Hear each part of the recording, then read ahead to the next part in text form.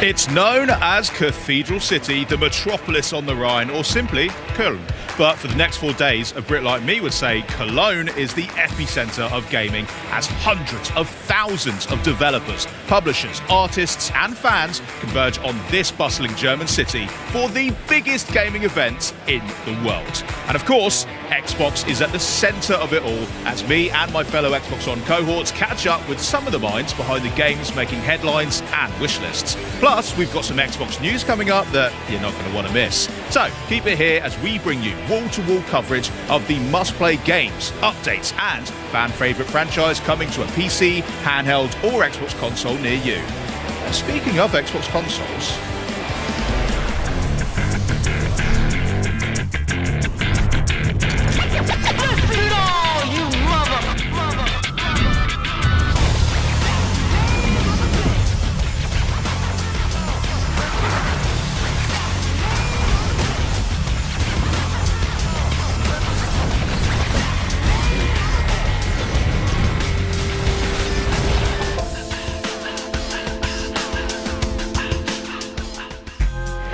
back at the Xbox Showcase in June, one of the many cool things that we unveiled was the Xbox 25th Anniversary Collection, with a translucent green Xbox Series X and Xbox wireless controller. And this limited edition collection celebrates 25 years of Xbox. Time flies. But since then, I think it's fair to say that fans have been eager to learn how to get their hands on these. And today, we're excited to share more and also give you a closer look at what makes this collection so special. And joining me now are Scott Van Vliet, our Xbox Chief Technology Officer, and Carl Ledbetter, Head of Design for Xbox Devices. Welcome, guys. Welcome to Gamescom. Henry, thank you for having us here, man. Yeah, thank you. Absolutely, it's my pleasure. And Scott, in particular, welcome to Xbox, because you only just joined us a few months ago as our first ever CTO. Why don't you break down for us, what does a CTO actually do? Yeah, well, first, I've been a fan of Xbox since day one. Owned the original console, was an early beta tester of Xbox Live in 2002, and spent many hours getting kudos inside of Project Gotham Racing, getting my butt kicked and getting pwned in campaign or Combat Evolved, and playing games like Hunter, The Reckoning, and all other types of games like Morrowind and others that spent countless hours playing on this device. So to be here as a CTO of Xbox is just an incredible honor and an incredible opportunity. Now, in that role, I'm really a maker, if you think about it. I started my career as a software engineer and a builder of devices.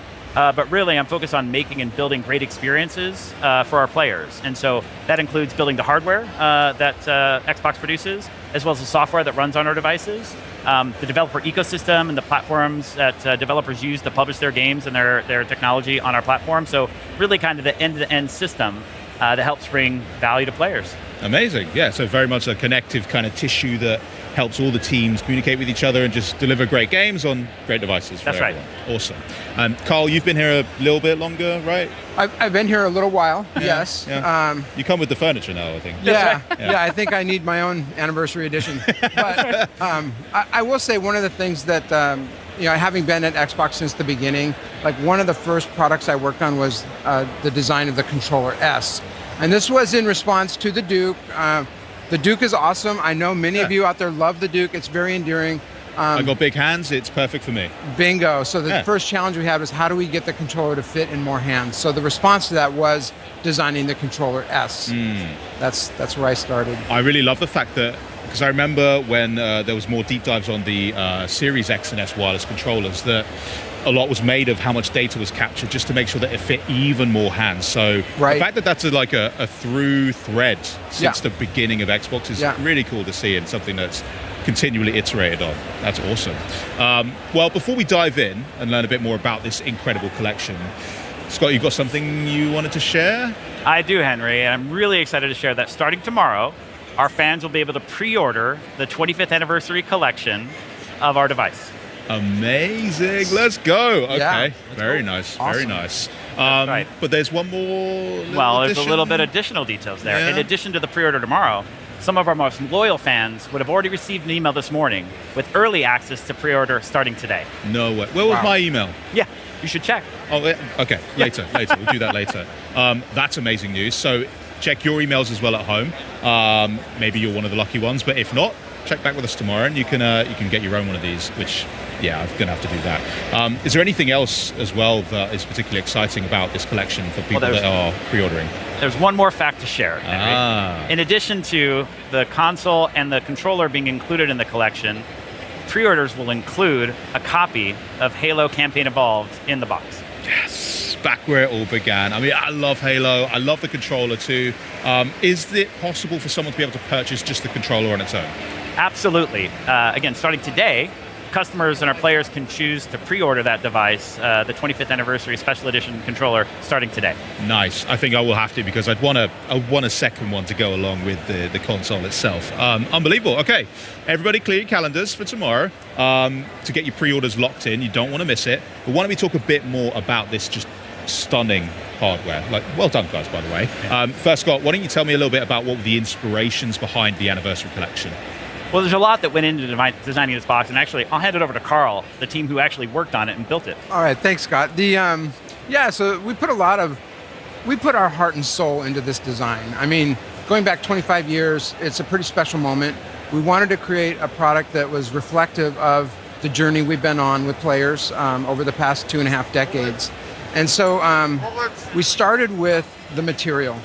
So the Xbox, the original Xbox limited edition console was in this exact same translucent green resin.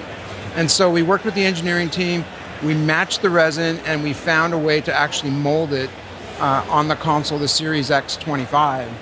And we've never done that before. So we're kind of building new product muscle with this one. So it's an exact color match. It's an exact match. Wow. And so we're really proud of being able to do that. There's also a number of Easter eggs on this product. I'm not going to give any of them away. Come on. Fine. That's up for you at home to, once you get this, just explore. You'll find some really special things. But I will say, for the people who are at Gamescom here, we have a special exploded view display of the Xbox Series X25.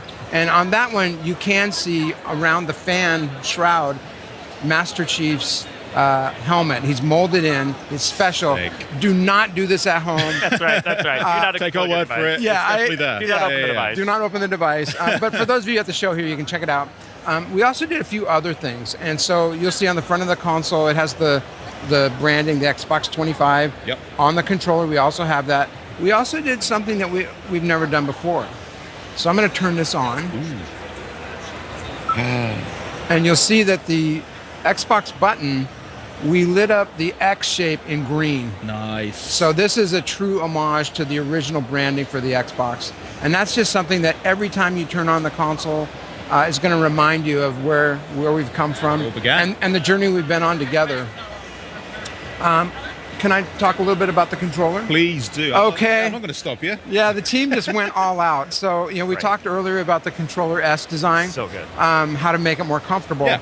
Well, that was a lot of inspiration there. So on the controller, you'll see the ABXY colors are the same: red, blue, green, and yellow. It has the branding, the Xbox 25. On the back, I don't know if you can see that, we have the original Xbox logo. That's nice. Yeah, so that's printed on the back.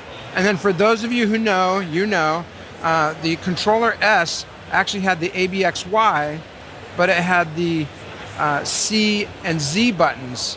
They were white and black, and those later in life on the Xbox 360 became the bumpers. So what did we do?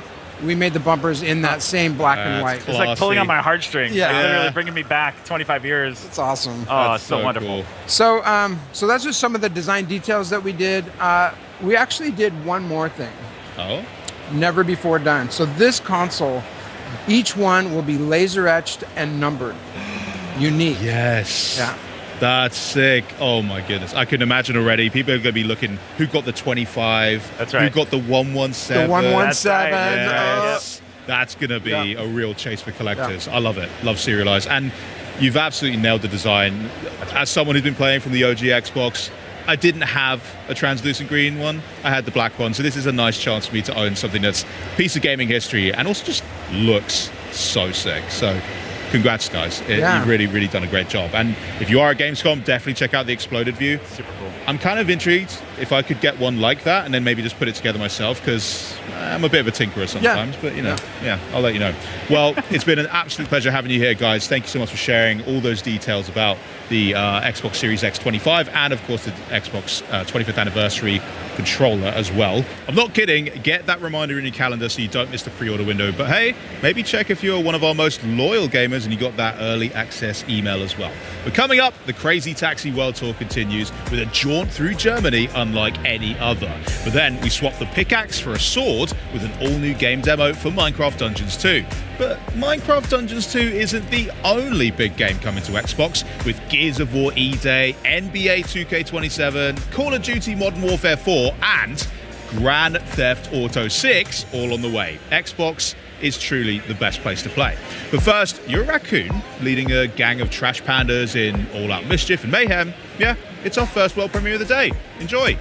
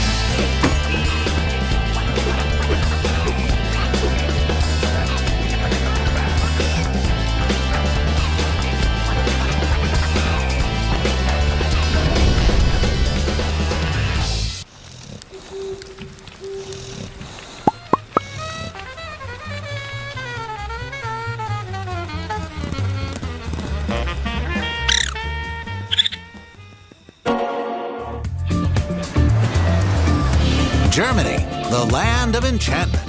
From the moment you land, you'll be met with breathtaking views, fairy tale vistas, modern amenities, and cities full of historical charm. And there's no better way to explore this vibrant land than by car. Experience historic villages, modern art, delicious sausages, fantasy castles, magical holiday markets, and pointier castles. The charm and atmosphere of the natural beauty is only beat by the colorful locals you'll run into along the way. These interactions can be quite magical. Naturally, no trip to Germany would be complete without a visit to the famous Autobahn. So, what are you waiting for? Explore Germany today. Auf Wiedersehen.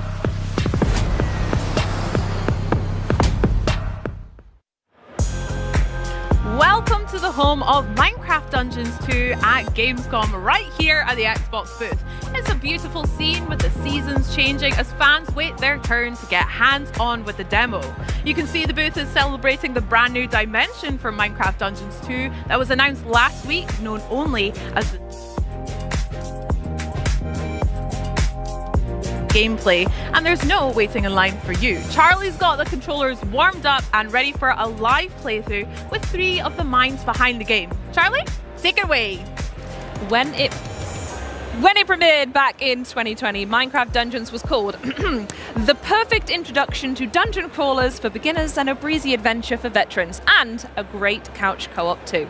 So here to bring us the next chapter in Minecraft Dungeons, please welcome Minecraft Dungeons 2 creative director Måns Olsen, executive producer Andreas Skoglund, and production director Nathan Rose. It's lovely to have you here, guys. Collectively, how are we doing? Thumbs up? Doing Great. so good. Thank Really you. good. Yeah. Thanks It's for great having to be us. here. Amazing. Right, so Måns, I'm going to come to you first, and I'm going to ask you potentially the most important question of the whole day, okay? What kind of game is Minecraft Dungeons 2, and how does it build upon the world of Minecraft? Okay, so Minecraft Dungeons 2 It's an action RPG set in the world of Minecraft. You fight familiar enemies and new enemies. You collect lots of treasure, and you can do all of that together. So you play up to 4 players, either in couch co-op or online play, or just mix the two together. And co-op's a huge element of the It title, really right? is, Yeah, amazing. And we're seeing such amazing footage here that we've seen already, but one of the things I really want to dive into, because we have a live demo today, how very exciting, is the character customization, because this has evolved quite a bit since the previous title, right? Yeah. So we're seeing the new inventory here. There's a few things that we have done to it. The armor slot has been split up into 1 from the first game, into 4 slots. Love helmet, chestplate, leggings, and boots to Just match like Minecraft? regular Minecraft. Yeah, and just more loot gubbins to Exactly. pick up. More loot, Yeah. more ways to customize. Exactly. We've added a new item slot called talismans. And talismans give you passive bonuses that specialize you in a particular playstyle. So if you want to customize your playstyle, you equip these. You see that some of these have experience, so if you go up to one of the equipped ones, they level up with you. So as you play the game, okay. as you invest more time into it, these talismans upgrade and become stronger. And for example, there is the Tasty Bone, which gives you a wolf companion that fights alongside. Good, he's back. I'm very happy. And you can switch these in and out to match For the sure. playstyle, yeah? Yeah. I know that's a huge emphasis for you guys. Is, again, when you go in to choose a character, you choose the design of the character rather than a class type that you. Exactly. We have Yeah. this idea that you are what you wear. Oh, I love that, Mons. That's yeah. beautiful. So Nathan is going to go upgrade some of his loot at the blacksmith. Some of these have slightly lower item power, so if you just want to bring them up. Let's beef them up a bit. And at the blacksmith, you can also the gear spawns with random effects, and you can swap those out as you like. Okay. So you can spend this special currency called the Echo Shards to re-roll your effects that you have on your gear to specialize your character. So you can still grind for the legendary style, the look of the loot that you want, Sure. but then you can come back here and refine it with this additional currency. right, yeah. Wonderful. Okay. So what are we going for here? What are the options? I think we have a build that has a little bit of everything set up. Okay.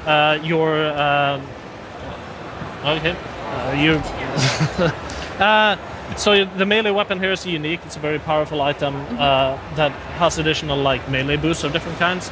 You have a set of feet that buff companions, so things Okay. like the wolf.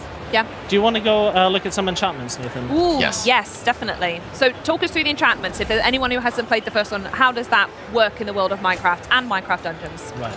So to further specialize your gear, you can put enchantments on it.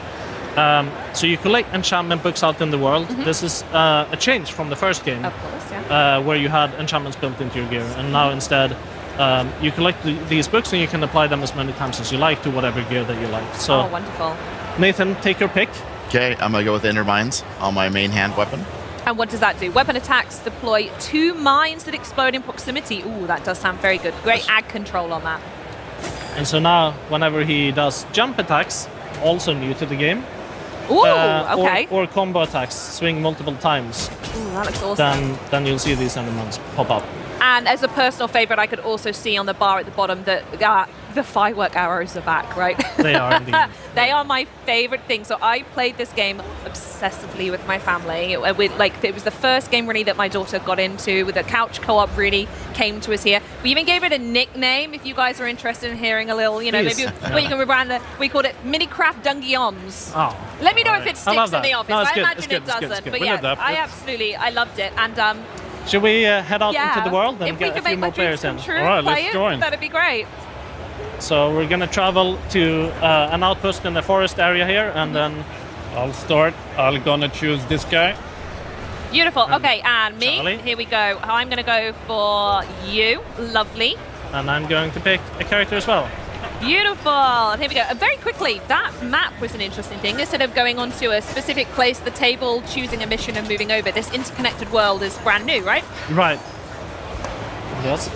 Yeah, absolutely. Andreas, actually, do you want to talk us through any of the other new elements that are coming along? Sure. So what we did is that we took the original Dungeons 1 and we listened a lot to the community, what they loved about it, and we smacked the big old layer of freedom on top of it. Love that. So we want for Dungeons 2 that players have the freedom to play the game they want to. So Mons talked about, you are what you wear. So depending on how you equip, you can play the game you want to. Oh, my loot's in the sea. I'll get that later.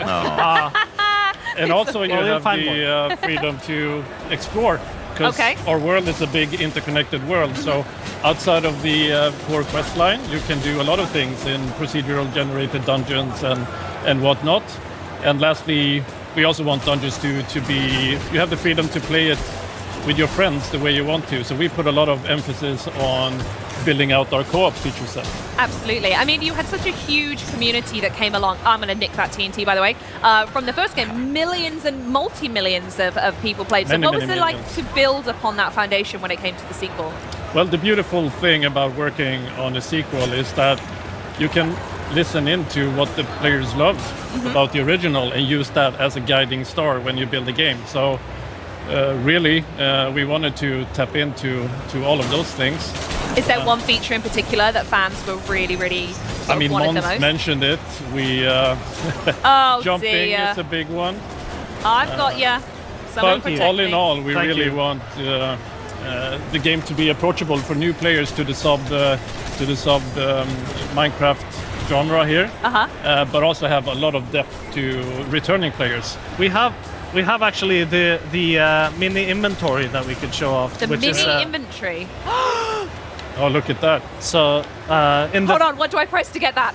the D-pad up The button. D-pad up. Yeah. So in the first game, you had to inventory management. You had to like take it one in at a time. turns. Yeah. And that was some feedback from the community that we really took to heart. Absolutely. Now we have this mini inventory so everyone can manage the gear at the same time. Oh, yeah, we would rock, paper, scissors in our house as to who got to go first to look through the loot after a fight. That's incredible. I love that. That's really good. We also have this guiding line. If you're ever lost in the world, you can just press Love that. the button here. and Really you know where to accessible. go. Yeah. So we're gonna go over to. Oh, you're hitting me with Oh, TNT. that was me. No. Okay. Oh, Well, that's Oh. another fan favorite. it's usually a Um, Mons move. And another improvement in this game is if multiple people revive at once, you revive faster. So that Oh, was something amazing. we were doing there. That's really cool. I also wanted to ask as well, so I'm looking at what I've got equipped down here. What's this candle? That's the creeper candle. The creeper candle. So, like a creeper, it explodes. So you Uh-huh. put it down, and then after a little while, it explodes and it takes a bunch of enemies with it. Okay, perfect. Right, I'm going to test that up on the next adventure that we have. In fact, I'll tell you what. While I'm waiting for some poor innocent fool to put my creeper candle on, let's talk a little bit more about discovery and exploration and what makes this game as fantastic as it does. What's it like to expand this world even further for fans, Mons? So we just walked past this doorway. We didn't enter it, but that leads to a randomly generated dungeon. Oh, okay. And so you can enter those to find special currency, these echo shards that we use for enchanting and for upgrading the merchants in town. You can also get that currency by defeating soul corrupted mobs, Okay. one of which we see up here. Oh, it's this guy. Yeah, All right, I'm so definitely that's an dropping a candle there. Watch out, lads. Extra tough enemy, but once we get it, we should be seeing Nice. some of the special currency pop up. Oh, and well done, you we're all dings. collecting it. Great work. This is wonderful. Okay, and so we're just gonna walk up this tower and find the. Who's going to be up here? Well, let's see. Okay, all right then. Nathan, I wanted to ask you about the evolved co-op experience as well. We've spoke about it a little bit, and obviously we can see it on display here, but we mentioned it at the top. Co-op is such an integral experience to Minecraft Dungeons 2. Can you speak a little bit more about what that's like to bring it together and what it means for the title? Yeah, absolutely. A big change that was made between Dungeons and Dungeons 2 around couch co-op is the ability to join a online multiplayer game within a couch co-op group. So say if you're at home playing with your family and you have an open spot for another player, you can matchmake and grab another player from the internet to join your couch co-op party. Oh, wonderful. It was a that's big brilliant. change that was really necessary and something that our fans have been asking for. Yeah, I can imagine. All right, kill all them idiots. All right. Oh, this looks like what? Oh, the weather's not good either. No. Oh, dear. Well, I think we have one of those infamous demo bugs here, but Oh, no. it's supposed to be a big boss fight. And you've robbed me from it. That's fine. I will Yeah. have to wait and see it when it comes out. Nathan, do you want to take us to the forest and we can play some of the forest there? Yes. Oh, yeah, absolutely. So, yeah, let's talk a little bit about how we're going to get to the forest, the map, the world, how it all connects together while we're setting that up, please, Mons. This Right. stunning, by the way. Yeah, so we have this lovely map. There is things to do all over it. As you can see, there's like little indicators of side quests. Okay. In fact, actually, I think I've just been told that we can't see it here, but everyone, there we go. We do have a clip. We had a little nice. practice on the boss fight. So actually, we There can he just is. talk Let's over the look at that. footage Oh, nice. and how good I am. I don't think, yeah. So talk us through. Who are we seeing here? Right, so this is the Copper Monstrosity. It's a really big boss fight that you encounter as part of the story. You're looking for somebody else, somebody called the Supreme Evoker. Okay. But actually, as you get here, you instead encounter this giant monstrosity to fight. And it's actually quite a challenging fight. This video is making it look easy. Because we're so good, right? But yeah, like it takes a beating. Yeah, I mean, it was a great fight. It was really, really fun. Yeah. And I felt like everyone, you're missing out. We had some great call-outs as well, everyone looking after each other. I've thrown the TNT and everything. So again, the co-op comes perfectly into there. So do we want to touch on where we've landed here? So back into the regular, or are we going to... Let's have a look at where this goes, actually. This was really interesting when we I think when it's we an looked at interesting this. cutscene too. Yeah, talk to us about what we're about to see then. Right, so this is right after the fight. And we're seeing some of that quirky Minecraft humor in this cutscene. Yes, love that. I'm so glad you've kept that in. Yeah, we're picking up a note block, which is important to the story. We'll go into more details on that later, but Okay. as you can see, it's that easy to just... Laughing at him in the background. Is there any symbolism with the music box? Oh, there is. Yeah. Yeah, but we'll get into it at a future date. All right then. Well, on that note, talking of a future date, Minecraft Dungeons 2 does launch next month. It's not that far off, guys. I hope we're all excited. Are there any last thoughts you wanted to share with players before we wrap up? I mean, saying we're only 1 month out, I think this is a brilliant time to also pre-order our game, because it comes with a lot of really nice, items you get with pre-order. I mean, look at this cape. Cape is beautiful. Look at the chicken. Look at the chicken. That's the Soul Chicken Pet. Oh, I love them. Oh, so sweet. So this comes as part of the pre-order bonus, as you Yes. say. Yeah. So pre-order now, get these things, and we'll see you all in a month. I'll Yeah. meet you in the interconnected Absolutely. world. I'll be jumping in all your lobbies. Well, Great. thank you so much for joining me today, guys. This was absolutely fantastic. Good luck for the rest of Gamescom as well. And yeah, thanks again for walking us through this demo experience. But coming up, it's the day that changed everything. The most important event in all of Gears of War lore. And we're not just talking about the long-awaited reunion of Marcus and Dom. We've got the latest on the campaign and what Gears fans should look out for when Gears of War E-Day drops later this year. But first, let's keep the party going with another world premiere. Know you what it is to behold the world's ending?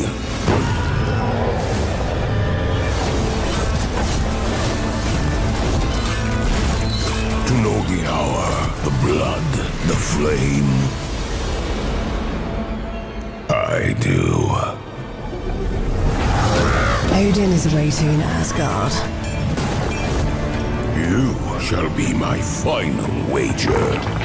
To save the 9 realms. Wield the powers of the gods. Twist fate with the throw of your dice. You are the last vanguard against Ragnarok. The defenders of... Huh? Oh, it's hard to do it alone? Then rise in Valhalla. Gather your brethren and fight together.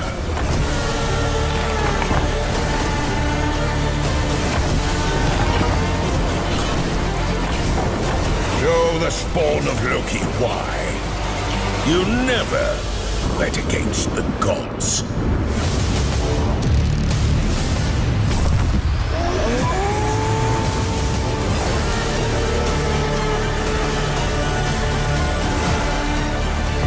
Well, it's a big year for Xbox, and we've got a lot going on here at Gamescom. We're celebrating 25 years of gaming, which is apt as we've got 25 games on the show floor here and more than 40 games in this show for all of you at home to enjoy. We've got hands-on gameplay and looks at some of the most iconic franchises in entertainment. And here with me today is Xbox's expert on the next generation of new tech.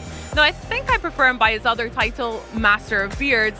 none other than Jason Ronald himself. Welcome, Jason. How are you? I'm great, and I'm so excited to be here at Gamescom. Thank you so much for having me. No, of course. You've been to quite a few now. Is this number 10, right, for you? Yeah, I love coming to Europe, and not only is it Europe, but Germany is so important to everything that we do. And so, it's, as you said, it's a really exciting year here for Gamescom, and we have so much going on. Last night at Opening Night Live, we showed a new set of footage for Gears of War, which I'm super excited to play in October. We announced our partnership with CD Projekt Red to bring The Witcher 3 to Battle.net. But ultimately, for me, the thing that makes Gamescom so special is just the fans and the community.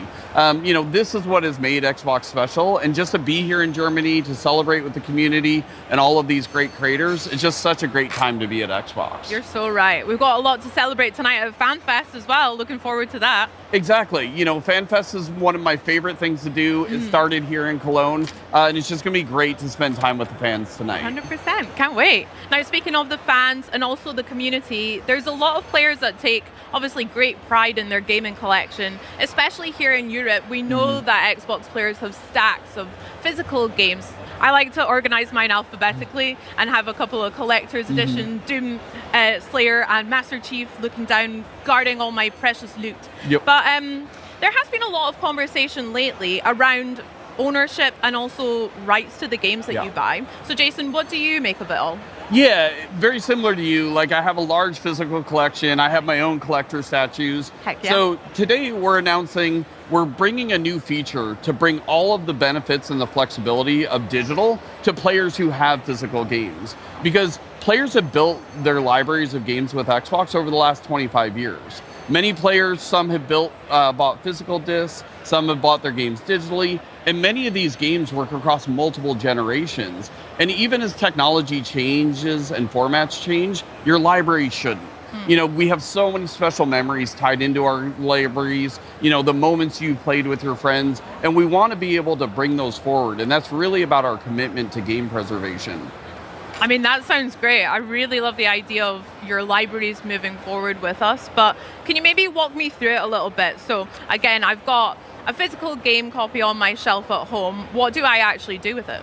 Yeah, it's really, really simple. So most Xbox One and Xbox Series X titles support this. So all you have to do is just put the disc into your console. You'll be prompted to redeem a digital license, and that digital license will be tied to your account.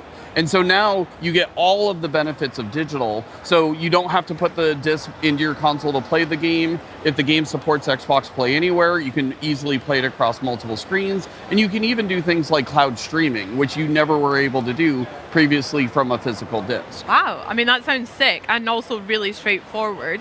You mentioned just then about supported titles. Yeah. What do you mean by that? Yeah, so we're launching with support for thousands of games. Okay. And we'll add more over time. And this is part of why we're launching it with the Xbox Insider, so that we can start collecting feedback. And you'll see improvements over time. But this is really just, when you think about working with thousands of games across 25 years of Xbox, very similar to how we brought the original Xbox games to PC. We're just really focused on giving you more flexibility and giving you more ways to play the games that you've bought from Xbox over many years. Awesome. Sounds like a lot of ways to play. And with this new feature, nothing's being taken away here, right? No, not at all. Your physical discs continue to work as they always have. You can display them with your collector's editions and just celebrate your collection. And it's really about adding more flexibility and providing more choice for you as a player.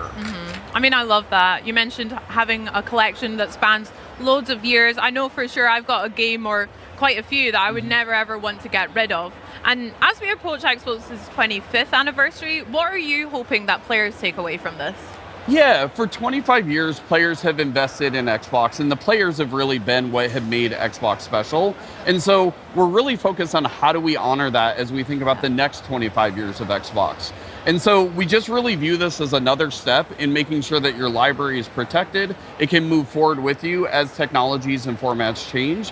And we're going to continue to invest in game preservation and adding new capabilities just to make sure that your library continues to get better as technology evolves. Oh my gosh, sounds awesome, and also very exciting as well. Well, Jason, thank you so much for joining us and sharing that with us today.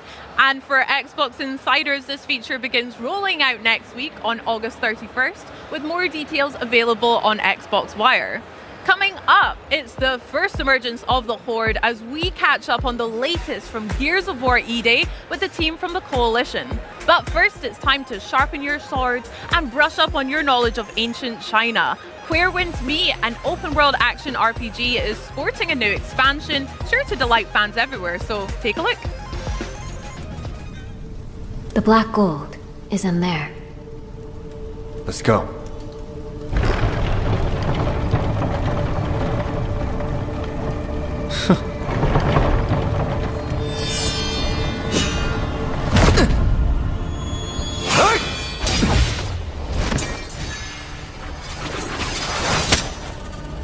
At last, I've got you. It seems those fools let you slip away.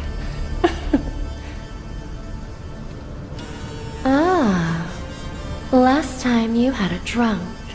This time a cripple. Last time, you ambushed us. We were outnumbered. Today, we set the trap. Knowing that the Lodestar Swordmaster wanted the black gold, how could I not be ready? Ever since that day, my only goal has been to find you. To kill you myself! After all this time, you've still learned nothing. Serving yourself up like this, what a tragic waste of poor Han's sacrifice.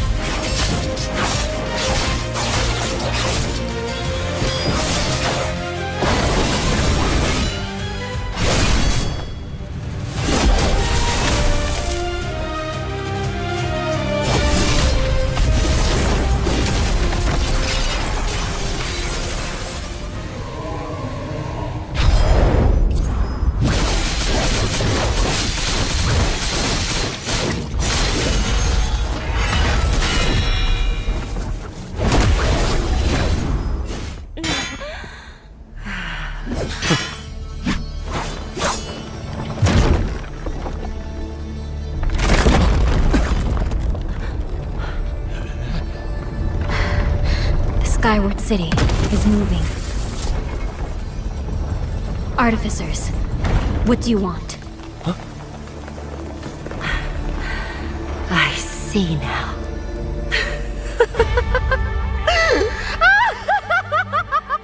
That old rat played me. Used me as a pawn. You won't get away! Huh?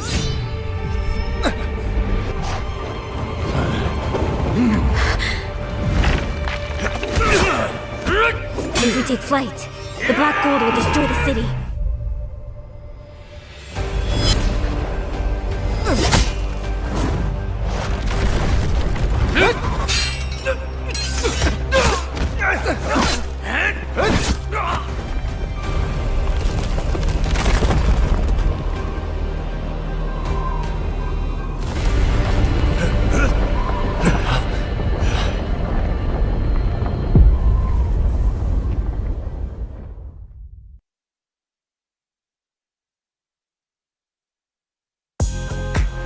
Gears of War fans have been eagerly anticipating Gears of War E-Day since it was announced in 2024. And here to chat a little bit about everything they've got going on at Gamescom this week, from the Coalition, please welcome Studio Creative Director Matt Searcy and Studio Art Director Arian Hambeck. Guys, welcome. Thanks for coming and joining us. Thank you.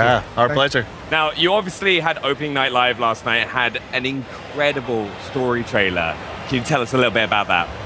Yeah, that story trailer, obviously, when we craft trailers, it's a bit of a love letter to the game, to the fans. And with that story trailer, we really wanted to show off some new elements from the campaign we haven't been able to share yet. Obviously, Vrak at the beginning, but also our story is about, the origin story of Dom and Marcus from Bravo Squad, but there's so many more characters in our story, and they all have character arcs as well. So we got to show a bunch of people that are there fighting alongside you in E-Day. Yeah. Now, you mentioned Vrak, right? Can you tell us a little bit about him? Because he looks mean. Yeah, he definitely is, yeah. So Vrak is a Locust commander, in the Locust army. If you look closely, you can see that he's got a lot of shit going on his face. He's missing an eye, he's got burns on his arm. So all that happened during the Lambent Wars. So he's seasoned. He has kind of a private army that follows him around called the Scorched Legion. Yep. So they're, into self-mutilation. There's lots of really dark, kind of nasty stuff that they do to themselves and to the citizens of Sarah. And I think overall, Vrak just represents, he's like the personification of the brutality and the actions that they do. They just want to kill everything they see, including the squad. Yeah, he, honestly, when he was just pouring that emulsion over people, I'm just there like, that's horrible. Yeah. But also, there's some of the weaponry and stuff that comes from that squad that's so fun to use. Absolutely, yeah. Now, campaign is a huge focus here at Gamescom. We've got it on the booth over here. Can you tell us a little bit about what people are going to be able to play when they come and play on the booth? Yeah, for sure. So we have a little bit of our beginning of Act 2. So it kind of starts the morning after E-Day. The squad has just come together, armored up, and they get sent on their first mission. So we get to play a bit of that. It's got this classical kind of Gears. You're supporting another squad, going toe-to-toe with the Locust. And it's actually a subsection of the campaign preview that we just got to see get released online. A bunch of video and press coverage of that came out, which is a little bit larger. That goes a little bit past what we've got on the show floor, but everybody here gets to get their hands on it. They get to hang out with the squad and some fun new characters as well. I actually had a lot of fun this morning watching people like Shadows and Hollow who were playing early, and I was like, it looks so good. But all through the background of this mission, we can see a lot of the kind of details of the city of Kelowna. Can you tell us a bit about what people are going to be able to see around the world to kind of really help build that environment? Yeah, absolutely. So for the first time ever, you're playing a Gears game in a city that is alive. Yeah. Every other game has been destroyed. Everything's been destroyed. So that provides some really interesting opportunities and challenges. We really need to think about what was happening in the place when this event happened and life just got suspended, in one shot. So I think fans, when they play the game, they're going to be able to... there's lots of storytelling, from something simple as a piece of paper on the ground, what's written on it, to what's, there's a meal that someone was eating when the Locust came out of the ground. to more complex set pieces where there's a bunch of dead bodies and maybe they got dragged somewhere. So I think, it does pay to slow down just a little bit while you're playing the game and look around and just really take in all the detail that we've really loved putting into the game. You can also see in shots like that where you get glimpses of this whole city, which we built. We built the whole city, which is really cool. And there's this battle going on everywhere, right? So you see helicopters go by, you crisscross with other squads, which is what's happening in this mission. Just this kind of vibe that there's always a battle sort of raging across the city and you're just weaving your way through it. Yeah. I think also one of the things we do have to touch on, and you'll see this throughout the gameplay you're watching, it's like the destructible environment. It looks incredible. Yeah, for sure. Gears has always had destructible cover in it. We've taken it to a few different steps here. You see some larger buildings come down at different moments in the game, just to make you constantly realize that not only is the immediate area around you, having a battle in it, but the entire city. Whether it's a block away, you can hear gunfire, you see a building come down, you see a little block of a street go down. It's all happening live as you play the game. Now, everything we're watching right now is single player, but Gears fans always want to know about co-op. Yeah. Can you tell us about that? Yeah, of course. So co-op is near and dear to our hearts. I think it's one of the unique things that Gears has sort of woven into every part of it. Our story is about squads overcoming overcoming the odds together. We've got modes like Horde Siege that are about multiple squads of 4 coming together. Of course, we've got PvP, which is 4v4. So campaign's got 4-player online co-op. Amazing. 2-player split screen on console. All 4 players in the squad are playable, all 4 characters. And I think it's one of those games that it plays great on its own, but it just sort of comes to life when you're there with a friend, your ride or die buddy, like Marcus and Dom. A lot of our mechanics sort of come to life a little bit more in terms of our enemies, obviously DB&O and a bunch of other stuff. It's a great experience. Yeah, you see it a few times, like if you get downs, like Dom coming to save you and stuff like that. Yeah, different kinds of it, right? We have the rusher enemy that'll pin you, and he'll be on top of you so your buddy can come and stab him in the neck, or if you're playing with someone real, they can shoot him from far away. There's all sorts of examples like that. Yeah, I'm so excited to hop on with the rest of the Xbox On team. There's all 4 of us kind of flying our way through. It's going to be a lot of fun. But one of the other things in what I really like about Gears is there are multiple ways that you can approach scenarios. Like this is a bit more of a linear mission that you've said in the past, but what ways are people going to be able to approach different situations they're going to come across? Yeah, so this is definitely a little bit more of a linear mission, but even within this mission on this bridge, we've added a bunch of verticality to the game. It opens new flanking routes, you can climb up cars and trucks. And then this mission specifically, at the beginning of Act 2, is sort of leads into this other part of Act 2 on the other side of the stadium that you catch a glimpse of in our campaign preview, where the world opens up a little bit. We give you access to multiple city blocks. There's a bunch of battles, like I said, going on different corners. You're always on your main objective. And we also add some new mechanics to the campaign. So we have our weapon mod system that people got to see in Horde Siege, and that actually gets introduced as you play through the campaign. You get to find new mods and craft your own weapons and really invest in the gameplay sandbox. Yeah, now this is actually something I got really excited about when I was watching through the gameplay earlier as well, is what kind of mods are people going to be able to get their hands on, and how is that going to impact the weapons that they're using?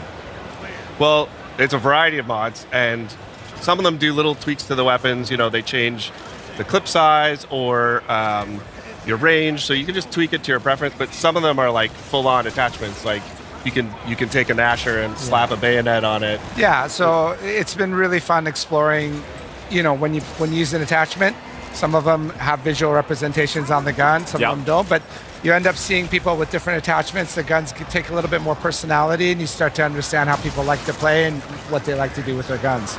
Yeah, I also like it goes for the gear as well, isn't there? Absolutely. Yeah. And how are people going to be able to find those kind of mods to upgrade their equipment? In the campaign, that's where the open sections really sort of come to life. There's a variety of ways you can get it. It pays to explore this game. Arian was talking about there's a ton of environmental storytelling, but we've also hidden stuff around the world, collectibles, mods.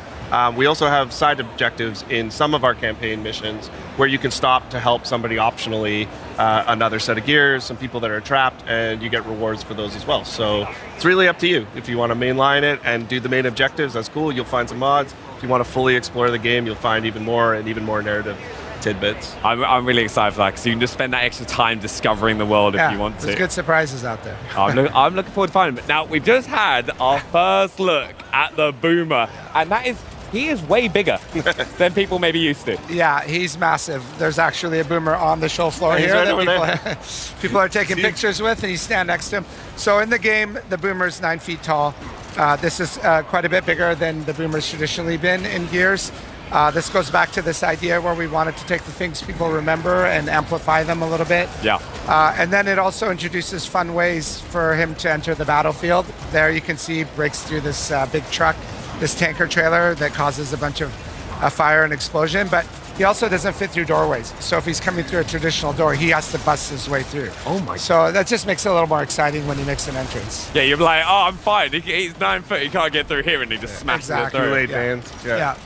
No, I've got to say his weapon as well, because we all know the boom shot. Yeah. Right. This is like even bigger. It's a bigger boom shot. Yeah. Like the Locust, when we were going back and looking at revisiting old weapons, we always wanted to see if there was something else we could do. So we've got like the prototype Lancer, we've got the heavy boom shot. Means you're really committing to carrying a rocket launcher around instead of just something in your back. It's also opened up opportunities for us to add new weapons like the gut puncher, the cog grenade launcher. Yep. It's like a little more skill use than the boom shot. You can time where your grenades go. So everything kind of found a new place. And we got to make some cool variations of weapons people have seen before. I love the breach shot as well. I think that's like fan favorite. Yeah. Some of my favorite guys. It's such a super fun satisfying. And the active reload just popping up on screen there. I just wanted to go through a couple things because there's two features, right? One, it's in a different place than some fans may know, but also bullets are appearing a little bit earlier. Yeah, we put the active reload down in the center screen. We found through our testing that, for a lot of people, some returning fans, especially new fans, they just use it way more.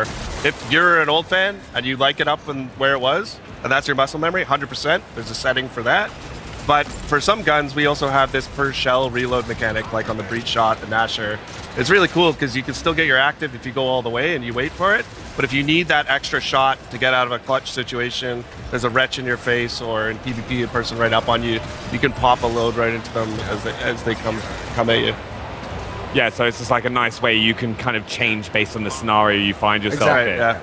And talking about scenarios you find yourself in, as we've been going through this level, you've kind of been walking into areas and there are like tons of kind of clues about things we may have missed or have happened in those areas before. Can you tell us a little bit about that? Yeah, so one of the main things that we try to impart is the brutality of this day. Emergence Day, 2/3 of the planet gets wiped out in one night. So if you kind of pay attention to the corpses a little bit, you'll see little storytelling things. The blood trails sometimes give you a glimpse of what has happened, the pose they're in. So there's a lot hidden in there to check out. No, I honestly, I'm so excited. A big thank you as well for you guys coming and joining us and taking us through Gears of War E-Day. What's one thing that you're most excited for fans, right, to see with Gears of War E-Day?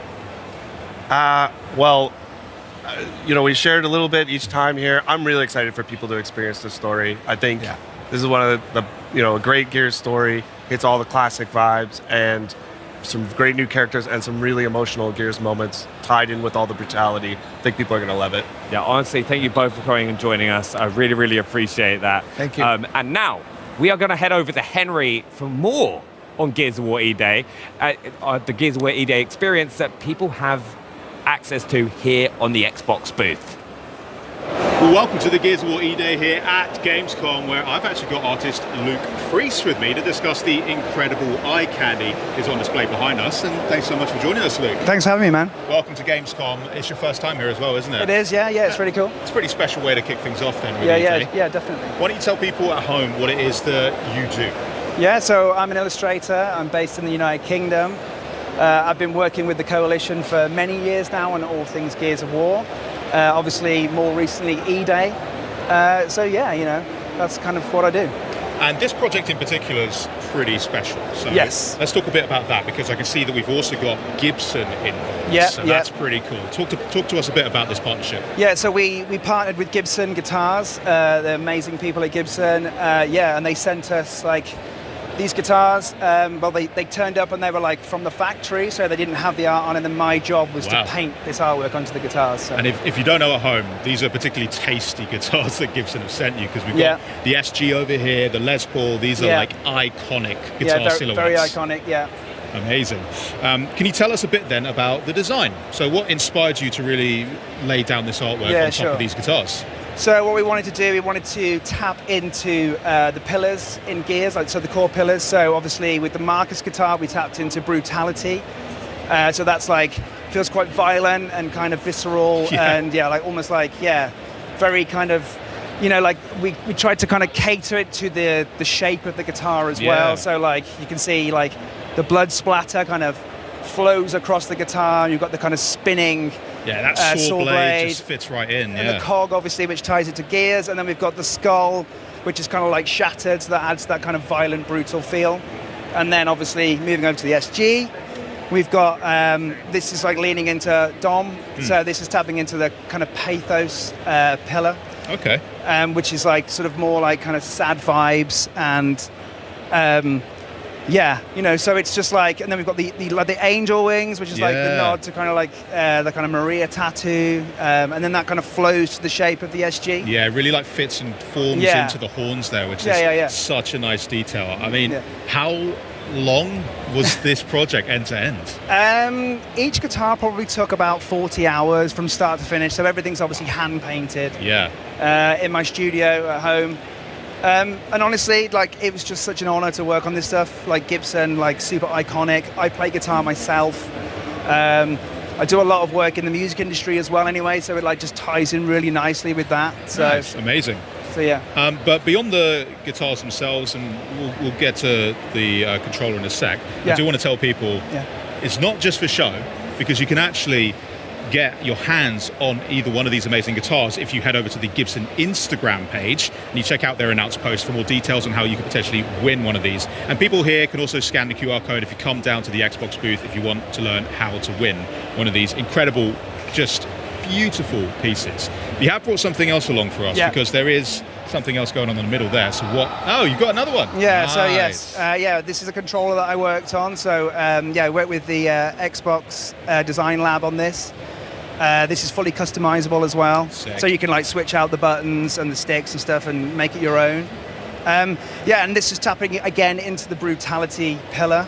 Yeah, I'm getting that brutality So vibe it's straight the away. vibe, and it's just try to make it feel super iconic and just have that. There's like the lances in there, the skulls. It feels really violent and Absolutely. just taps into that kind of that vibe. So yeah. Mate, I think you absolutely killed it with these designs. Thanks, man. So thanks so much for showing us Thanks so much. and talking us through it as well. If you want to get your hands on your own one of the E-Day limited edition Xbox Design Lab controllers, you can grab those beginning September 30th. So check out xbox.com for more information on that. I will definitely be doing that. But thank you, Luke. I hope you have a great Gamescom. But there's Cheers, man. there's quite a lot going on here, so we're Yeah, going to have it's to pop off amazing. and see what else we got going. So Thank you. Come Cheers. along with me, because the rest of the booth over here that we've got, this entire segment, you can see loads of people queuing up right now to go and actually play Gears of War E-Day. So E-Day has officially landed here in Cologne. This is particularly cool. We've got a custom PC built in partnership with NVIDIA GeForce RTX. We've got the nice COG logo there on the cooler. I mean, just looks unreal. So if you're in town, come and check everything out. And then what you're going to want to see, Benny was not kidding when he said the boomers are huge, but besides the boomers, we've got a couple of other buddies that we want to be talking to, because joining me in front of this incredible statue and one of the many photo ops that we have on the Xbox booth is Senior Product Manager at the Coalition, Noah Benish, and GeForce Evangelist, Jacob from NVIDIA, to chat with us about Gears on PC. So, hello guys. How's it going, Welcome to Andy? Gamescom. Is this your first Gamescom, or are you veterans at this point? Second Gamescom for me. Second? For me, I don't know, probably third or fourth, maybe. Yeah. Okay. Maybe and more. I Who's don't the know. guy you brought with us as well? Is he going to say anything? He can say something. You're kidding. He can say something. Would you like him to? We could do that, yeah, Yeah? definitely. Yeah? Okay, yeah. We'll get to that in a Okay. sec. Now, we should talk shop though, because Gears on PC is. Oh, someone's getting in. That's cool. I love That thing's really awesome. That is. I would Can love I to be take able that to, home? Yeah, I was going to say, I don't think it will fit. I don't think it'll fit in your carry-on. We'll make it work. But yeah, tell me a little bit then about Gears on PC, because everyone here is checking out the game. Absolutely. We have Xbox players who are really excited. It's another console exclusive, but on PC, we've got some pretty cool features to talk about. So what exactly have you been working on that is exciting for PC players? Well, Henry, I think broadly the most important thing to know is that Gears of War E-Day is a game that is for PC players, built by PC players. So for us at the Coalition, at a bare minimum, that means supporting all the features you'd expect from a title like this, such as 32:9 and 21:9 ultra-wide support, including 21:9 cinematics in the campaign, extensive mouse and keyboard rebinding options, variable refresh rate, uncapped frames, and so much more that's hard to list off and mention here. Yeah. But beyond those sort of baseline features, we wanted to take the experience a little bit further for our PC players with advanced graphics technologies. And that's why last night we were so excited to announce that in partnership with NVIDIA, we've integrated deeply mega geometry into our game. Mega geometry. Okay, Yes. so I'm going to need you to run through what exactly we're talking about with that. Yeah, RTX Mega Geometry. I am super excited about RTX Mega Geometry. So Gears of War E-Day supports nanite, so you'll get really detailed environments, objects, and with RTX Mega Geometry, we can actually add ray tracing on all of the nanite geometry. So you'll get much better looking reflections, shadows, and it's just going to be way more immersive. You get 50 to 100 times the geometric detail with RTX Mega Geometry enabled. It's pretty amazing. That is intense. So just to break it down, you've got geometry, shapes, Mega, pretty freaking sick. Yeah. Okay, cool. Everyone's on board now. Great. Well, thank you so much for chatting to me, guys, about everything here. Of course, that's not just what's going on here, because in the actual play area, people can check that out too, right? Absolutely. Better than talking about these features is experiencing them for yourself. So you and everyone else here at Gamescom can enjoy our first public hands-on of Campaign inside the booth behind me. We've got 20 stations, all of them PCs, all powered by the GeForce RTX 5080 that have been built by our friends at Alternate. So if you're here at Gamescom, please come check out the Campaign. Yeah, you know what to do now, guys. Yeah, thank you so much, guys. I'm probably going to head in there shortly after all this. Right, we can hook up with the line. It's a bit of a big queue, though. Yeah, but I know a guy. Yeah. Oh, thanks. Nice. All right. Well, for a deeper look at that technology that is powering E-Day on PC, why don't you check out this exclusive behind-the-scenes ViDoc from the Coalition and NVIDIA. Check it out.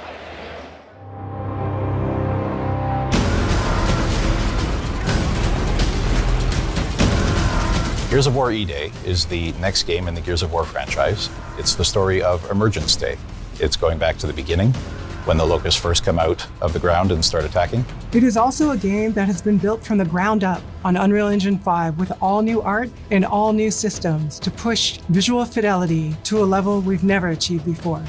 Gears of War is probably best known as an Xbox franchise, but the PC has always been a very important platform that we're using to bring the most we possibly can to the game. The PC community is incredibly important to us. I, myself, am a PC gamer. I've been making PC games for my entire career, and we've built this game with a PC mindset. We're trying to push a lot of technology, high detail geometry, heavily using nanite and lumen. We're going to be one of the first titles to use mega lights. Gears of War supports hardware, ray trace, lighting, shadows, and reflections. This shows up in so many different ways. A great example is our pay and save. This is an environment that has TVs that have dynamic lighting coming off them and bouncing off the scene.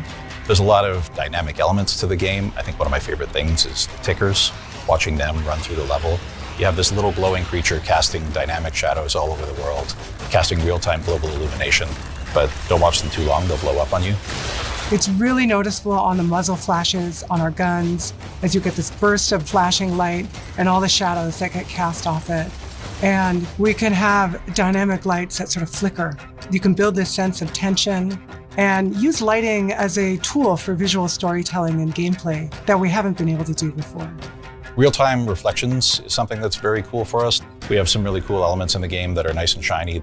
As you shoot glass and see real-time ray-traced reflections and translucency, all of that is dynamic in real time, which of course you wouldn't have with traditional baked lighting techniques.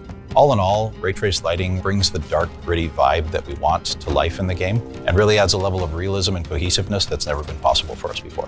And on our ultra spec or our ludicrous spec PC settings, we push ray tracing even farther with higher ray trace samples, more rays, but also RTX mega geometry. We're going to be the first Unreal Engine title to show RTX mega geometry in our game. This is really exciting because we're a very nanite-heavy title, but there's always been a bit of a discrepancy between what's available for us to happen at raster and what's available for us to happen when we're ray tracing. Mega geometry allows us to use the same level of detail that we're using for nanite as our ray tracing basis. It pushes the visual ray trace scene to a higher level than we can achieve with Unreal Engine's technologies out of the box. You see some of the examples of foliage or shadow detail that is just crisper and has more fine detail in that shadow. You definitely get a lot more detail in a lot of the rock surfaces. They look just a lot sharper and a lot more correct. And as well, things like barbed wire, things that were just not possible to represent with the amount of triangles that we had available to us, all of a sudden look really nice. Our environments are incredibly dense. We have 100 times the geometric detail in our game than anywhere else. And being able to work with NVIDIA and bring mega geometry to this game really is going to show what games are going to look like in the future. DLSS and other super sampling techniques really allow us as a developer to perform more advanced graphics techniques that just wouldn't be possible to do if we were working at full resolution. It's something that allows you to take a lower res image and then using machine learning is able to upsample that to a larger image without really sacrificing the quality. We also support dynamic multi-frame generation, allowing you to push to the highest frame rates possible. And it's so important that we tie this with Reflex.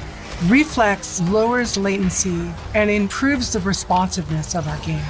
It's something we think is very important, especially in a multiplayer environment. We're a very competitive game.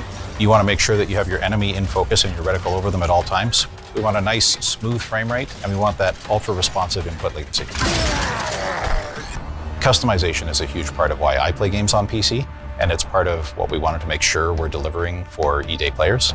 If they care about HDR, if they care about frame rate versus resolution, we want all of that choice available for players. I'm an ultra-wide player. I have really pushed the team to make sure that we are showing up strongly there. We have full support for native 21:9, gameplay up to 32:9, and all of our cinematics are also real-time and are rendered in ultra-wide.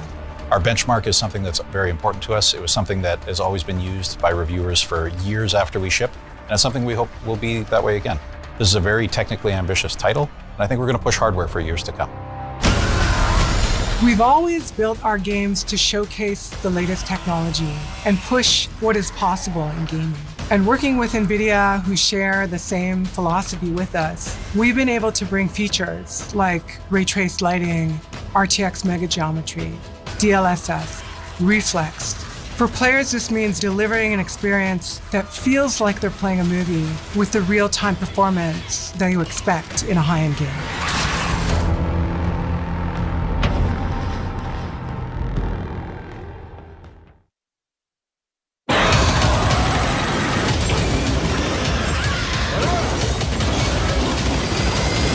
Welcome back. All suit systems are nominal. Atmospheric interference is causing data transmission issues. Proceed with mission.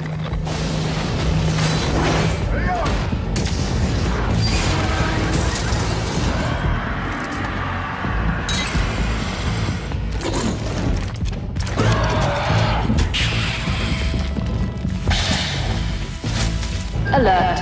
Power output unstable.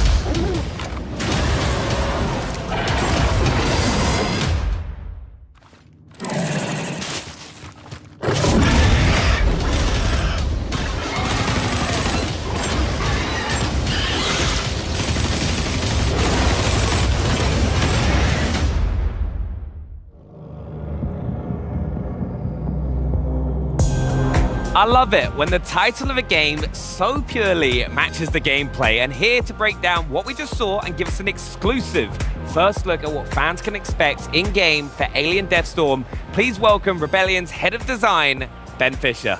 Welcome. Hiya, how's it going? Ben, it's so good to see you. I mean, it feels like only yesterday we were hanging out at the pub, chatting Atomfall, and it seems that you and the team have been pretty busy since then as well. Yeah, I mean, it's great to work on a load of different games at once, but we learned some cool stuff from Atomfall about sandbox freedom and giving the player non-traditional ways of doing objectives. We've fed that straight into Alien Death Star. Ooh, I love that. Now, on that topic, Atomfall, congratulations. It's been a huge success for you guys at Rebellion. I hear it has a lot to do with maybe Benny and I's characters' face scans in the game, but I reckon so, yeah. We won't take too much credit here. You mentioned there about applying that into Alien Deathstorm. Can you break that down a little bit? What from the project have you brought over? What design elements can we look forward to? So the main thing is that for all Rebellion games, we value giving the player a clear objective and then sandbox freedom and how to achieve it. Sort of systemic game design, that sort of thing. We don't usually choreograph specific gameplay experiences, but build a possibility space for the player to take control. So exactly that same stuff has come across to Alien Deathstorm. The new challenge for us has been combining that with horror gameplay, because horror gameplay is normally quite handcrafted, but I think we found a secret formula that really makes it happen procedurally. It's very exciting. Secret sauce, very exciting. Nice. No, I'm really excited to see it, so should we get started? Wait a minute. Right, now I'm ready. What the heck is that? You'll find out very soon. little hint in the trailer, but should we hop into and check some gameplay out as well? Let's do it. Let's do it. Oh, hold on. It will come up. Ah, here we go. Now, this is the Megastorm in full swing. What are we doing here? So you play as an engineer who's been called into an off-world colony. The colony's gone dark, there's no signals coming from it. You think you're there to do a repair job to help sort the colony out, and as you explore, you discover that people have gone missing, the situation's getting worse, you're trapped there, and it's a desperate fight for survival. Now, the game balances, like I said, the combat intensity of like a sort of horror shooter with investigation and discovery. So you're, as an engineer, you're kind of exploring the situation, finding out what's happening, and as you do so, the storm is tearing the place apart. So you're fighting to survive at the same time. Nice. Can you break that down a little bit further? The engineer's role, that's a pretty specific choice there. How does that come into play with gameplay? Well, we wanted to give you a framing that meant that you felt like a sort of an everyman doing your best to survive. So you arrive there with a load of tools, including this giant sort of hammer here, to do a bit of percussive maintenance to try and get the place up and running. So instead of doing traditional objectives where you're told exactly what to do, instead we've got a system that we call Squire that you use to kind of diagnose the situation and figure out what's going wrong. So what we can see here is the player exploring around, testing out the locations, trying to see what's happening and trying to piece together in their head how to tackle the situation in front of them. So this is a nuclear reactor that's in the early stages of meltdown, and they're going to try and diagnose what's wrong and try and fix it. So the player has to be observant, they have to engage with the environment, piece together clues that kind of frame them as a detective figuring out how to solve this stuff. Very interesting. That just scared me. I was not expecting the ceiling to collapse. Well, good. Yeah. But I was just having a look at the HUD, right? And stuff is popping up on the HUD all the time. Can you tell us a bit about that and what players can see on the screen? Sure. Well, we want to give you lots of anticipation before a fight kicks off, because as you're exploring, you're making a load of noise, you're causing a load of mischief, and that's going to attract some attention. Yeah. So there's a tracker at the bottom of the screen that gives you pings of nearby movement. It'll get scrambled by radiation and things like that. So it's like a multi-purpose tool to help them explore and understand the situation. So combined with Squire as a way of doing objectives, it makes you feel like you're there to do a job and you've got to piece together and survive. And who's the voice that we keep hearing as well? Yeah, that's Squire. That's giving you little clues of what to do and how to explore, but never directly tells you exactly what to do. It's kind of like having Clippy in your pocket. I'm a big fan of the naming Squire. That's very fitting. How many iterations did you guys have to go through for that name? Well, we always like to give things a kind of uniquely British twist, a uniquely British flavour to it, and it feels like a nice little friendly friend in your pocket kind of thing. So it seemed like a natural My fit. Squire. Exactly that, yeah. Awesome. Now, in the footage as well, I can hear some of the music making that tension a bit more buildable, and you mentioned some horror scenarios too. How can fans of horror games expect Alien Deathstorm to fit into their spooks and scares like Benny did with from Rebellion? Well, I think this is one of the most exciting parts of the game because the jump scare that got you there might not happen for another player. Oh. It's all tuned around the player's exploration, the player's experiences. So, as you're making a lot of noise and you're exploring, you might be attracting unwanted attention. You get a nice long bit of anticipation before the horrors turn up. But the fights and the encounters will be different for every single player. So it doesn't matter how many times you've gone through it before, you might never be prepared for what's about to happen. Exactly that. That's class. Now, look at the objective as well, right? Right now, we're trying to repair and restore power to the reactor, right? What else is around him? What other kind of resource or enemies are we keeping an eye out for? Because in the trailer, we saw a lot. Yeah. And right on cue. Yeah. So the player here has been poking around, attracting attention, and that's spawned some enemies because they heard the sound and they came to take out the player. Yeah. So there's a balance, there's a tension between scavenging for resources and trying to understand the situation, but you're going to be attracting attention to yourself, so that the fight might get worse. Is that risk versus reward all the time? You're like, actually, do I have enough, or should I just go straight for the objective? Exactly that. Yeah. We saw a couple of different scary looking guys there as well. Have they got different names? What kind of different enemy types can we expect? Yeah, so there is a range of aliens throughout the game. In this demo here, you'll see scuttlers there, you'll see other ones called soldiers, but there's a load more that sort of unlock over the course of the game. But as devs, we don't even know exactly what aliens will be and what encounters, because it's all procedural and dynamic. Wow, that's very exciting. And to defeat these aliens, right, we're gonna need weapons, just like what you've got on the desk.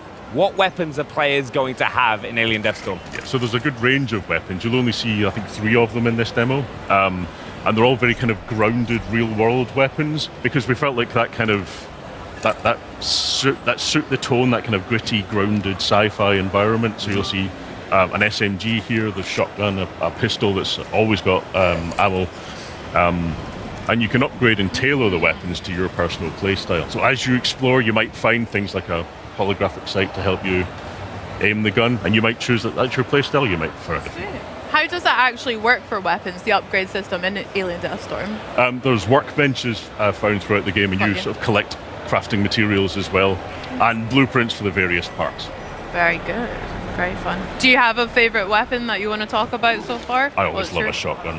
Nice. Can't go wrong with a shotgun. Can't go wrong there. So let's hop back into the world a bit, because Rebellion games have always had a great reputation for exploration, discovering and looking around for new attachments. How does Alien Deathstorm encourage players to venture off the beaten path, especially if you're going to be potentially running into more aliens for doing so? Yeah, well, we strongly believe in player freedom, and part of the fun of it is finding your route through the environment and choosing how to engage with it. So there is that risk reward, that balance of trying to find those resources and survive, but watching out for threats.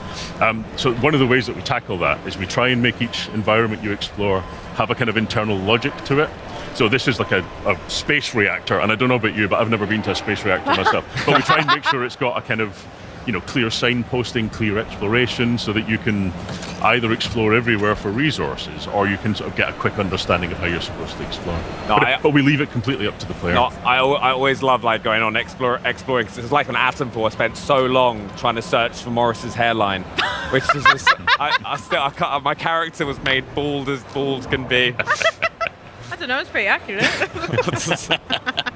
Sorry, that was harsh.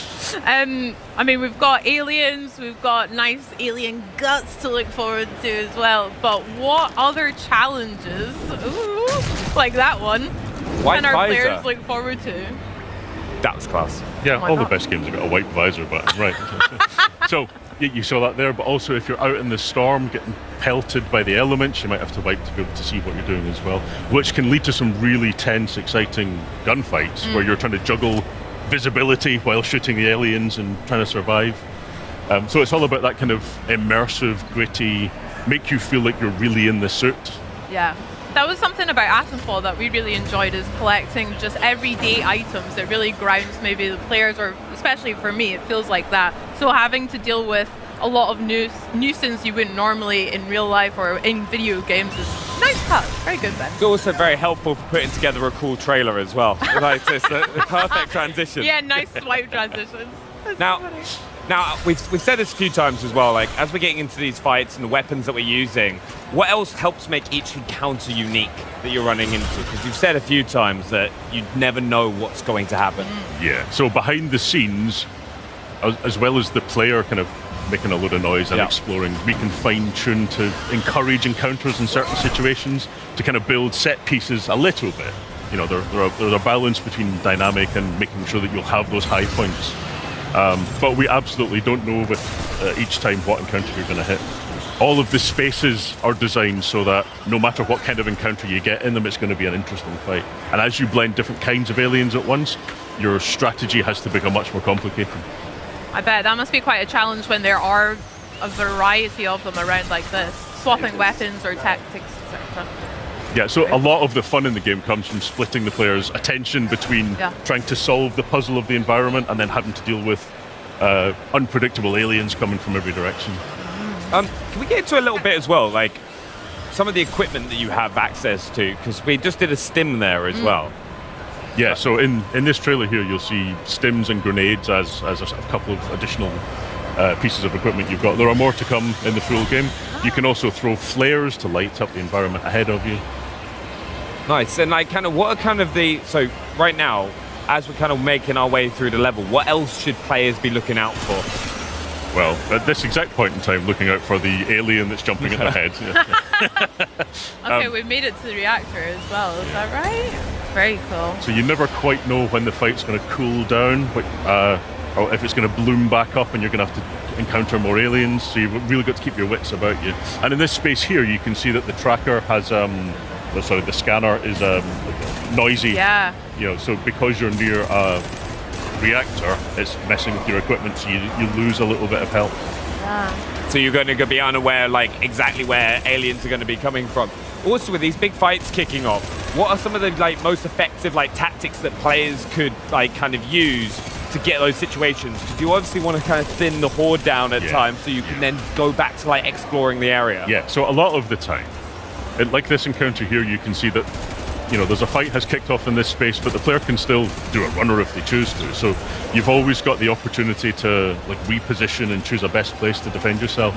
And you hear the aliens coming with a lot of notice before they actually arrive, before they start climbing down the walls and piling out of the air vents. So you've got lots of time to choose a spot that you think's defensible. Doesn't always work. That's very smart. Oh. Well, that looked pretty busy there, with lots of enemies swarming us at once. You mentioned some tactics, but I don't know if I would maybe be up to it on my own. Would it be okay to ask Benny to give me a hand finishing those aliens off? Or? Well, one of the great things about all of the fights being dynamic is that if you play through with another player, you'll get a completely different experience again.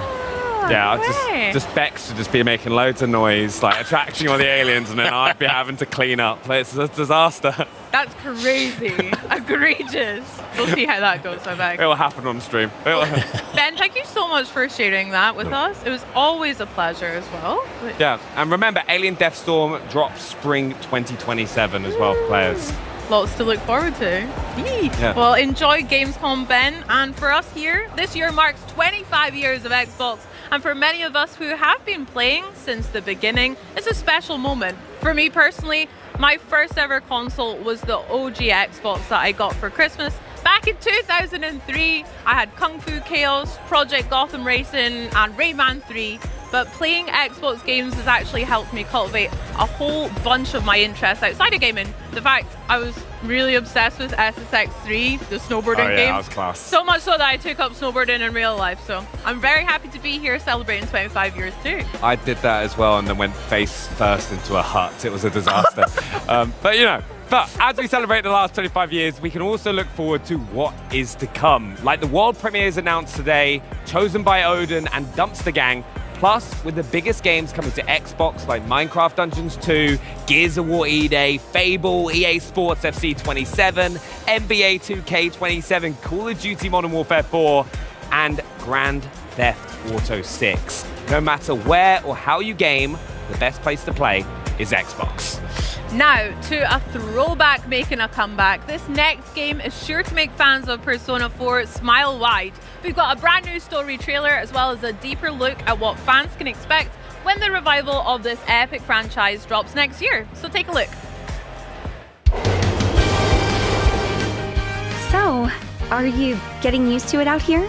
There isn't much to do compared to the big city, but there is that certain something you can't get anywhere else. Bring you more details about the incident in Inaba, the small town shrouded in fog and mystery. The nicest thing about this town has been the peace and quiet, and now we're gonna be the center of attention. Police are treating this as part of a serial murder case. You ever heard of the Midnight Channel? On a rainy night, you look into a TV that's turned off. When the clock strikes 12, someone else will appear on screen. Really? An urban legend. Not even a kid would believe something that stupid. The time has come to open thine eyes. Call upon power within. So, no.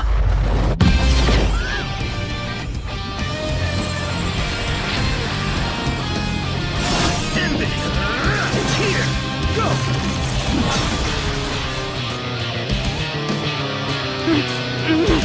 No! Who are you?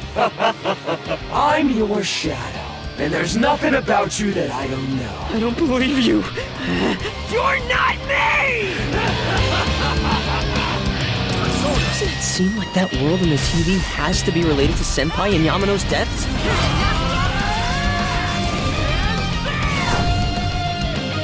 Are you saying people who appear on the TV die? Whatever's going on here, we're getting to the bottom of it.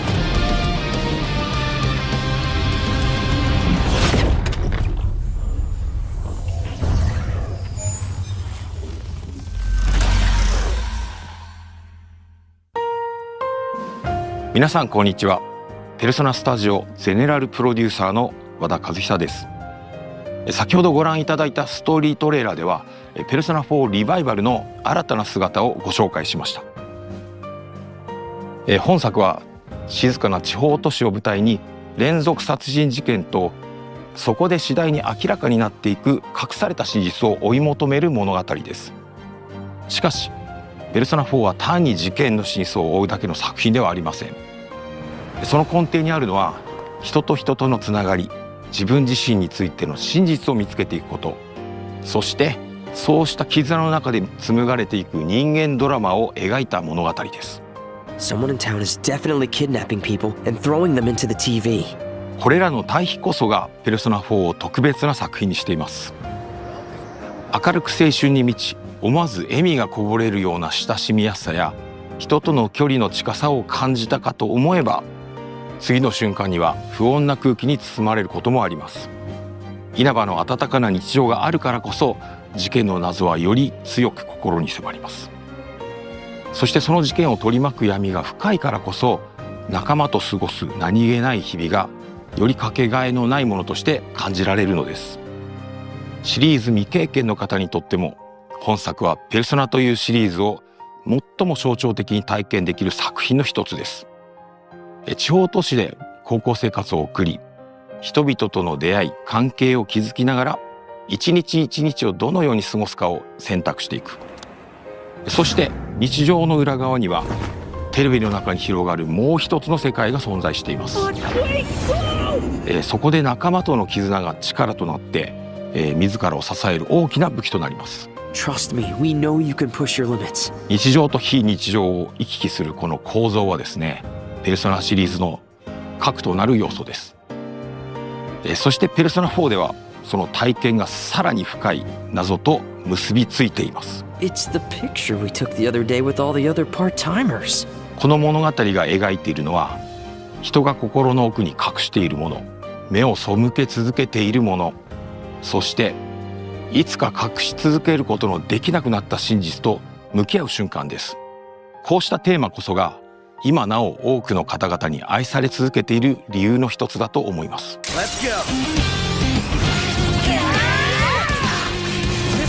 ペルソナ4リバイバルの開発を始めるにあたって私たちが最も大切にしたことの一つは、オリジナル版で多くの方が感じてくれたあの空気感を守ることでした。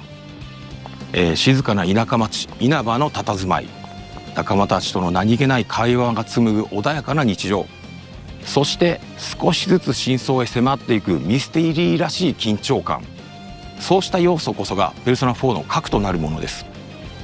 だからこそ私たちはその魅力の本質を大切に受け継ぎながら、現代の技術や表現によって当時感じていただいた体験をもう一度味わっていただけるよう、一つ一つ丁寧に再構築しました。同時に本作は単なるリマスターではなく完全なリメイク作品です。リマスターがオリジナルの魅力をそのまま現代に届けるものだとすれば、リメイクはその魅力を受け継ぎながら現代のプレイヤーにふさわしい体験として新たに蘇らせるものと言えるでしょう。私たちが目指したのはペルソナ4ならではの魅力を大切に守りながら、現代のペルソナシリーズが持つ表現力や遊びやすさによって本作を新たに蘇らせることでした。そのため、ゲームプレイそのものも現代のプレイヤーに合わせて進化させています。ユーザーインターフェースの改善やバトルテンポの最適化、ダンジョン探索の快適性向上など、ゲーム全体をよりスムーズで遊びやすいものへと磨き上げました。初めて稲葉を訪れる人にも、久しぶりにこの街へ帰ってくる人にも、自然とこの世界に引き込まれるような体験をお届けしたいと考えています。またキャラクター表現にも徹底的にこだわりました。ペルソナ4においてドラマチックなシーンだけでなく、仲間たちと過ごす何気ない日常も非常に重要な要素。仲間同士の他愛ない会話、少し気まずさを感じるやり取り、そして突然訪れる緊張や恐怖、そうしたさまざまな感情の移り変わりをより自然に、より身近に感じていただけるよう一つ一つ丁寧に表現しています。 Are you sure about this? I don't know. All we can do is trust our instincts at this point. さらにカメラワークや演出にも細かな調整を加え、何気ない日常のワンシーンであっても登場人物たちの感情がより豊かに伝わるように磨き上げました。ペルソナ4ならではの温かな人間ドラマを大切にしながら、キャラクターたちをこれまで以上に身近に感じていただける作品へと生まれ変わっています。 You're me, and I'm you. When you get down to it, all of this is me. ペルソナシリーズにおいて音楽は単なる BGM ではありません。作品の空気感を生み出し、物語を彩り、プレイヤーの皆さんの記憶に残るペルソナを語る上で欠かせない存在です。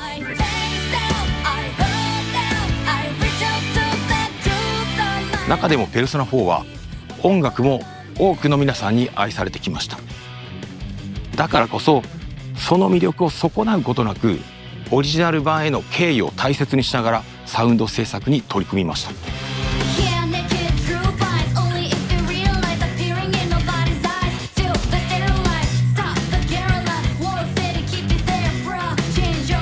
原作楽曲の魅力を受け継ぎながら、ボーカル曲やバトル曲をはじめ全楽曲を現代の表現に合わせて丁寧にリファインしています。さらに本作のために数多くの新曲も制作しました。懐かしさと新しさ、そのどちらも感じていただけるサウンドをお楽しみいただければと思います。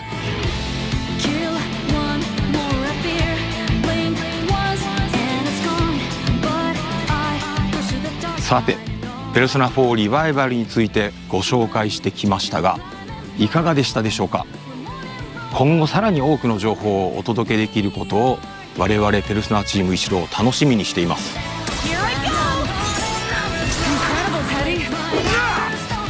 最後になりますが、本作がペルソナシリーズを初めて遊ぶ方には日常と非日常が交錯するペルソナならではの魅力を余すことなく体験していただけると思っています。そしてすでに稲葉市をよく知っている皆さんにも、知り尽くしていると思ってたこの街にですね、まだまだ新たな発見や驚きが待っていることを感じていただけるはずです。ぜひペルソナ4リバイバルで霧に隠されたその真実を確かめてみてください。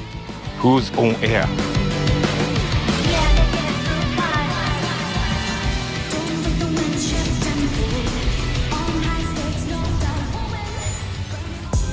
Now, there are few games more synonymous with beautiful environments, immersive puzzles, and fluid combat than Tomb Raider. And as someone who has played Tomb Raider Legend, Underworld, Anniversary, the original, etc., so much that I can still recite a bunch of the cutscenes from memory, I am particularly excited to be talking about this next chapter in the legendary franchise.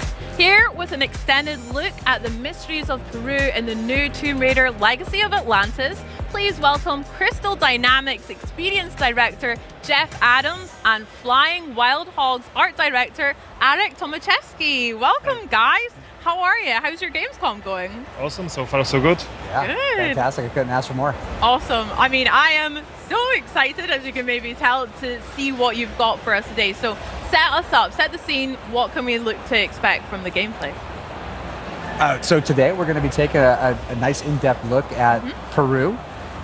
This is Lara when she is on the hunt for the Tomb of Qualopec, and so she has to engage with this iconic location, but it really shows how we are putting reimagining at the forefront to make sure we're preserving familiarity, but at the same time introducing new challenge. Yeah. Now, Jeff, you literally just said reimagining versus like a remake or remaster. Can you tell me a little bit about what that means to your team as well as for the players?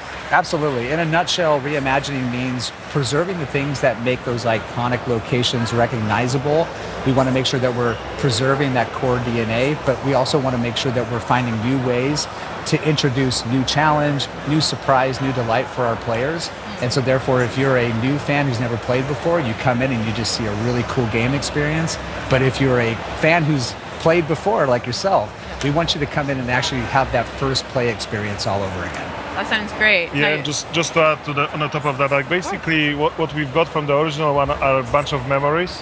Yeah. So we want to recreate those memories for the new players and just bring more people in and create those new unbelievable stories for them as well. That sounds so good. Can we dig like a tiny bit deeper into your answers as well? Sure. How important, or maybe even how challenging was it to strike that balance between nostalgia as well as new exciting experiences for new players? It's a delicate balance, and I like to say it's a combination of an exciting opportunity to get a chance to get under the hood and really kind of see what we can do, but it's also an incredible responsibility because we know that there are people that have so many strong memories. Like Lara's become so part of people's personas in a lot of ways that we want to make sure that we're really making sure that those fans are seen, but at the same time we're also giving them a chance to actually experience something new with the character. And so we take it very seriously, and everything we change or everything we modify, we do because we feel like it's basically what the original developers of the game probably were getting at, but they were just constrained by the tools of their time. That's beautiful. Have you found the same experience, Arek, as well? The design looks incredible. Yeah, I mean, what we wanted to do, for example, with art, we wanted to bring back the same color palette. So like when you squeeze your eyes, you can see the original game, and just bring this subconscious idea throughout the game. But also we want to keep the key elements from the original one. So we're trying to be, like Jeff said, being super respectful to the OG, but then bring our own flavor to it as well. Okay. I can't wait to spin my eyes then and look at the game. That's so smart. I never thought about that before. Well, can we take a wee look and see what it's all about then? What you guys have been up to? We will allow it. Thank you. And here she is. Oh, such swagger she's got. Yeah, you see that familiar silhouette come into the light and you just instantly get the hairs on the back of your neck standing up. I mean, speaking about hairs on your neck, this looks absolutely incredible. Arek, talk to us about, well done. And congratulations to you, the whole team. It's the team's work, but what we're trying to do is being authentic to the place that we are bringing people in. Because basically, Lara Croft is archaeologist, so the places she discovers and she explores, they need to be real. So in this example, we dive deep into Incan culture and architectures in Peru, and also the plants and everything, with the idea of bringing back the original feeling. So we've done what we could we've been authentic to the Peruvian culture, but also we bring, it's a game, so we want to make it fun and beautiful. Yeah, it's really when we dove into it, we're like, okay, the cog puzzle is such an iconic part of that game. I'm going to say iconic a lot because we are dealing with an icon. Yeah. So, but let's say they're memorable water cooler moments that people remember so well. But in a modern gaming sense, like we have we have an ability to create a higher believability sense of immersion. And so when we really kind of step back and we look at it for what it is and how we try to make the gameplay feel naturally seated and believable in the world, but just slightly out of place, like why does this exist? It sparks a feeling of curiosity. And curiosity combined with exploration is like what Tomb Raider is at a core. And so we get it on screen and we hopefully make people happy with it. Yeah, but also when you look on the cog puzzle, we wanted to make a sense why it's there. So we created a whole narration around it. Like we created this culture that has this ceremony of bringing the cogs together to open the gate to Tomb of Qualopec. So it was really fun to just build the whole structures and logic and the whole system, why it would be there and how it worked. I love that. Like here's a perfect example of curiosity on display. Like Lara gets a beautiful pencil dive into the water after dislodging the roots. But 10 all round, by the way. 10. Oh, awesome. But along the way, she's like, wait a minute, I see something out of the corner of my eye. The player drives in and they come into this new space. You may have never missed this unless you or you may never seen it if you had not taken a chance to actually just look around for a beat. I mean, speaking about looking around, is there maybe particular details that you guys are really proud of or that you want players to really notice in the environment of the game? From an environment perspective, for me, was the most important. I want people to immerse in a game, and I don't want to break this immersion, so I wanted to build everything with the logic. So everything, all the mechanisms, all the puzzles, they need to be there for a reason, and me and our team, we really work really hard to make sure that every single puzzle, every single obstacle that Lara meets, it makes sense. So when you dive deep into the environment, into the world that we are playing, it's there because someone built it, not because the game requires it to. And we don't want the environment to feel like it's a heritage site. I mean, we're in the wild. This is a lost city, lost to time that we are discovering. And as a result, we have the opportunity to kind of do some storytelling tricks where we can actually say, hey, this is a culture that evolved in isolation for a while. So how do you preserve what we know about Incan culture, but at the same time, give it a uniqueness to say, hey, it's unmistakably Tomb Raider, but it's that way because they just evolved in isolation for a while. Yeah. And when you play the game, you're going to find out why. Yeah. Sick. And then you can have a lot of fun with the overgrown aesthetic as well as obviously some of the dirt that Lara's picked up as she's traversing through these environments. That's sick. Yeah, I mean, that's a part of just making sure that the environment feels like you are the person who discovered the first in a very, very long time, because that's what she does. And we want to make sure that that's how it feels as well.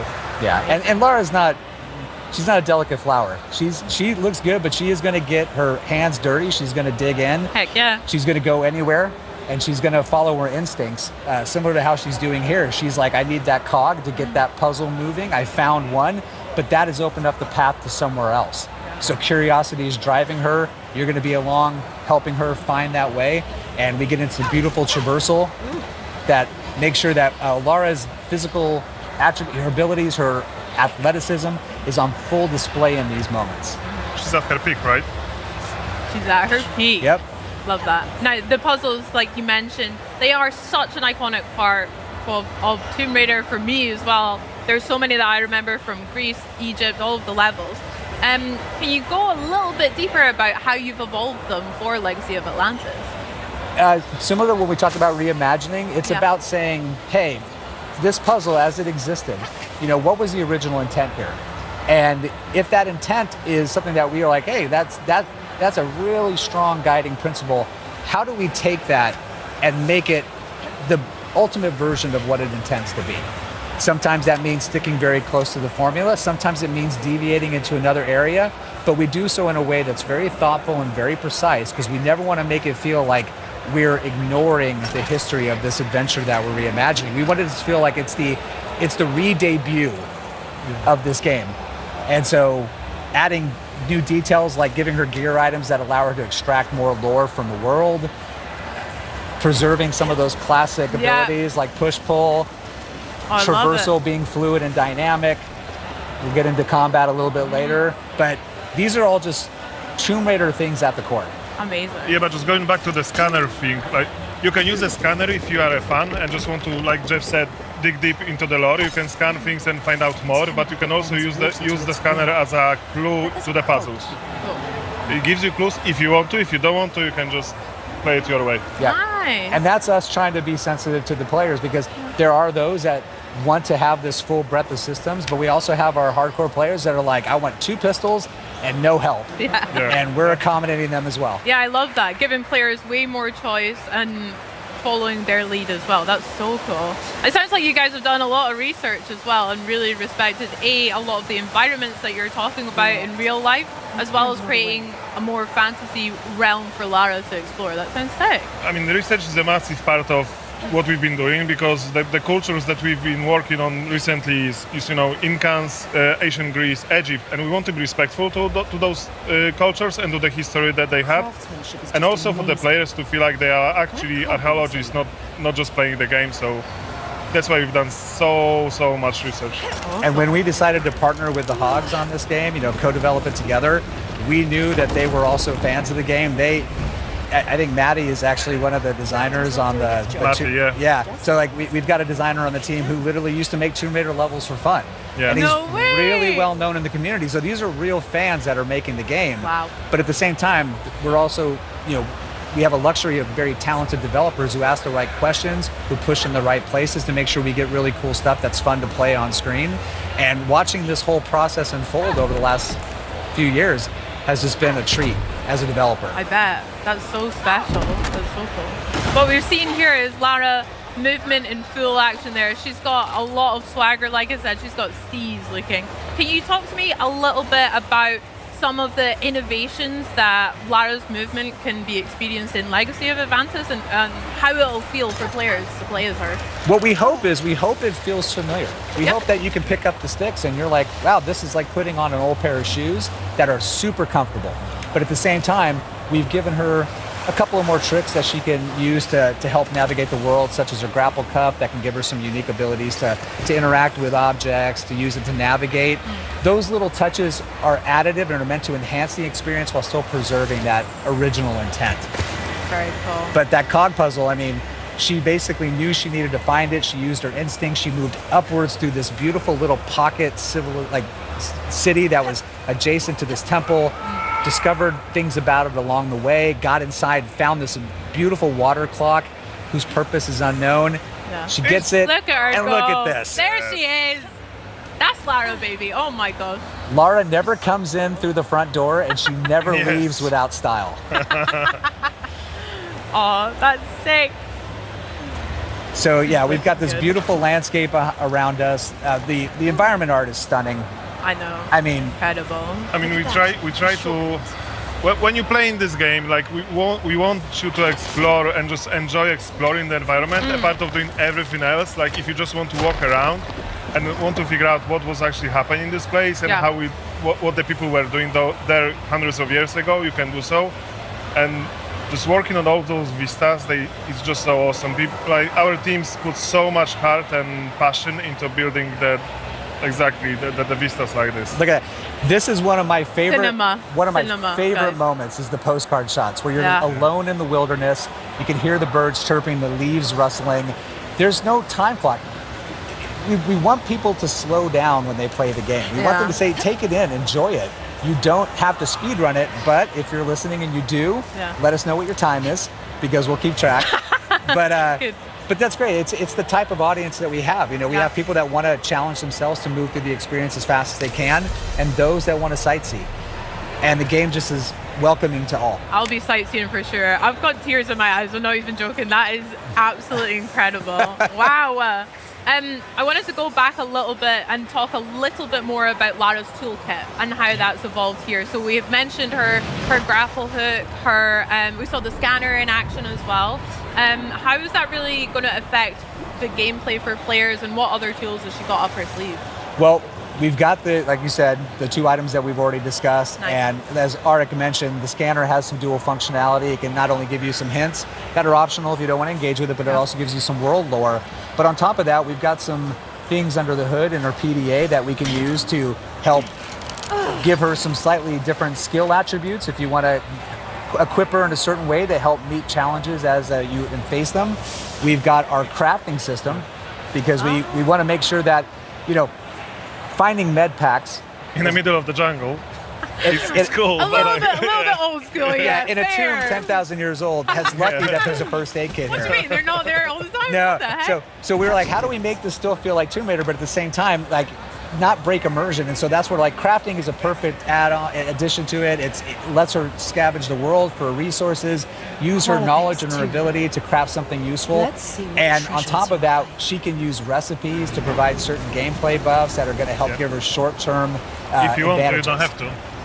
And you can just play the old school way, dual pistol all the way through with healing items if you want. If you want to put your heads down and power through it, you can do it, but these things are available to you and we think they're fun to engage with.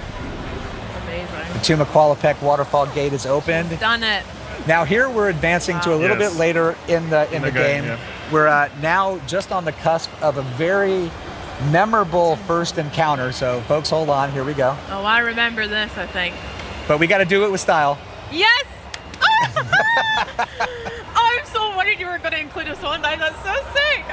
She's so cool. Early stages of the project, we were like, hey, if we're really going to do this, we want to represent Lara in a way that she's fully recognizable. And part of that is the acrobatics. Lara without the acrobatics is still cool Lara, but not classic Lara. And here, they're on full display, but what I hope people appreciate is that there's more grounding, more believability to it in how she moves. She's still having fun, but... It's synonymous to her, but like you mentioned, the more grounded when she was kicking the cog puzzle, that looked sick. It was so cool, Yep. but yeah. Those little interactive moments add a sense of cinematic spectacle time to time, which is nice. It allows the game to still feel like a summer blockbuster. Yeah. And speaking of, hello, who are these guys? Hello. The Raptor design looks really cool, Arik, as well. Brilliant, thank you. I love the addition of the feathers. Yeah, I mean, we wanted to keep the red color, which you remember from the original one. But obviously, our knowledge about the dinosaurs evolved so much since 1996. So we wanted, and like with everything in this game, we want to add on the top of what's been done already. So we kept the color. We add our own silhouette designs, and we added the feathers to make it unique for the Legacy of Atlantis. Nice. And their combat has been like dramatically overhauled. They're no longer just charging at you and just taking bullets. They're thinking, they're evading. You have the ability to use the health reticle when in aim down sight to be able to kind of assess where they're at so you can target your shots. And with Lara's combat, love seeing the axe make a little appearance. Utility gear for the win.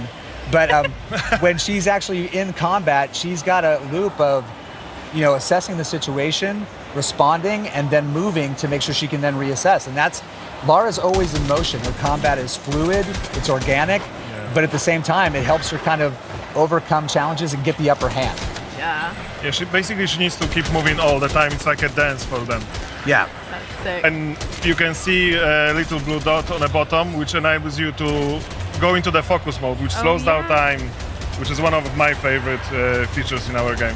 For sure. Yeah, when that fills up, she can go into hyper focus, slow down time, and really pull off those precision shots. But if you're gonna do that, like, give her some style when she does it. Absolutely. Let those acrobatics shine. Hello. There's our girl. That's the girl, yeah. Yay! Oh my gosh, what was it like reimagining such an iconic boss fight here as well as the other ones in Atlantis? How was that? From our perspective, it was just an honor to work on a T-Rex, but like we've worked for such a long time to just make sure it's perfect from our perspective, and we were trying to be respectful to the OG one. The moment when she's coming out like throughout the corner and you see the T-Rex. We couldn't do exactly this, but we wanted to have the same emotions when people see her for the first time, and then just working on a design, it was such a blast. Yeah. And when you see her, it's like she still has some of those classic DNAs. She's got that beautiful green with that yellow pockets under her eyes. But we've also got some added elements in the feathers that also provide a little bit more of a reason of, she's in a geothermal valley. I mean, she's going to have a little bit of plumage that feels like it matches that environment, and it just gives her this really recognizable signature look. I just love that we added those red feathers because there's so many versions of the T-Rex, in all the medias, and those red feathering on the top of this green and yellow eyes, for me, is like beautiful. And like chocolate and peanut butter, it's just great getting these two back together again. And seeing it like never presented before. So T-Rexes love Lara. I Oh. love that as well. With the T-Rex and again other iconic bosses, what are you guys hoping that resonates with players, or what are you hoping that they experience from them coming across? Yeah, no, we can take it or leave it. No, I'm kidding. We absolutely want people to be engaged. We want them to be pulled in. We want them to have fun. Yeah, we want them to feel like they're being put onto a cinematic thrill ride when we are ready to do that. But we also want them to feel like when we're not in that moment, they get to ramp down, explore, enjoy what we put out there for them to Yeah, explore. but it's also so much fun to, recreate, like reimagine these things with the technology that we have now. And we can build a lot on the top of it with so much more narration. It's just so much fun to work on it. And hopefully people will feel it when they play it. Yeah, I cannot wait to play it as well. Guys, I'm really honored about speaking to you, seeing all of that footage. So thank you so much for joining us. Can we go check out the booth here at Gamescom as well? I want to see that big T-Rex. Okay, let's do it. Guys, thank you so much again. Check out Tomb Raider Legacy of Atlantis when it launches on Xbox Series X and S on February 12th, 2027, 2 days before Lara's birthday, isn't it? And it's Xbox Play Anywhere. Buy it once and play it across Xbox console and Windows PC. Pre-order now. Plus, if you pre-order the deluxe or collector's edition like me, get ready to play a full 48 hours early starting February 10th. Now guys, there is still a whole lot more coming up here on the Xbox at Gamescom broadcast, including Mega Man Dual Override, Forza Horizon 6, and I get to chat with Fable's game director Ralph Fulton and walk through the full demo that they're featuring right here in the Fable Theatre on the show floor. Heroes, wit, Power Stone, combat and more. I'm simply chuffed. Now then, if ridding an alien planet of its most menacing habitats with a rig full of futuristic weaponry and S-tier teamwork is your idea of a good time, have I got a game for you? Check this out. In Exterminats, every contract begins on a frontier that's equal parts breathtaking and barely holding together. You'll gear up aboard the rig, meet your crew, and choose the tools that fit your playstyle. Then it's time to drop in and get to work.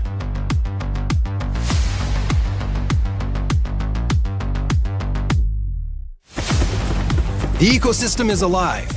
Creatures hunt, feed, adapt, and push back against your every move.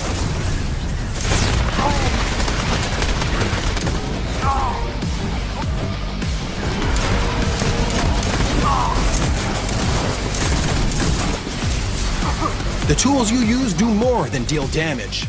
They're built to create opportunities, reward teamwork, and let your crew shape the battlefield. It's controlled chaos. And when things get heated, cool them down.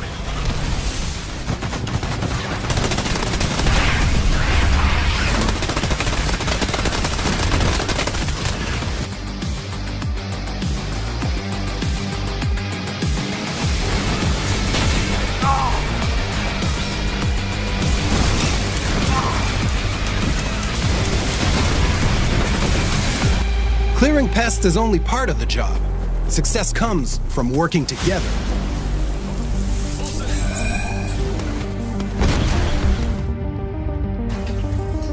While one exterminaut gets the facility back online, the rest of the crew holds the line and keeps the site secure.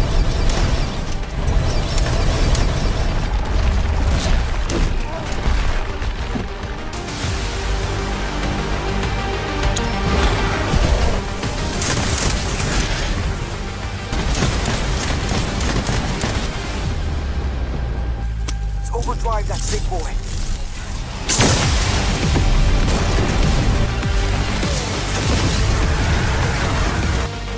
Of course, hard work has a way of attracting the biggest pests around.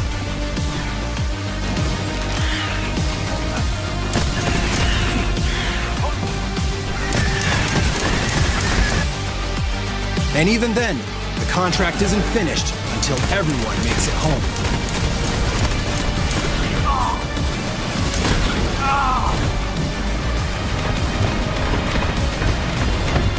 Call in your ride, defend the extraction zone, and earn your pay.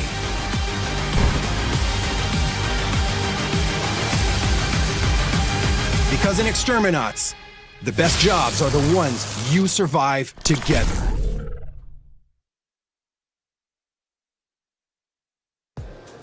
Magic and Melee take center stage in Warlock, a brand new third-person open-world adventure set in the D&D universe.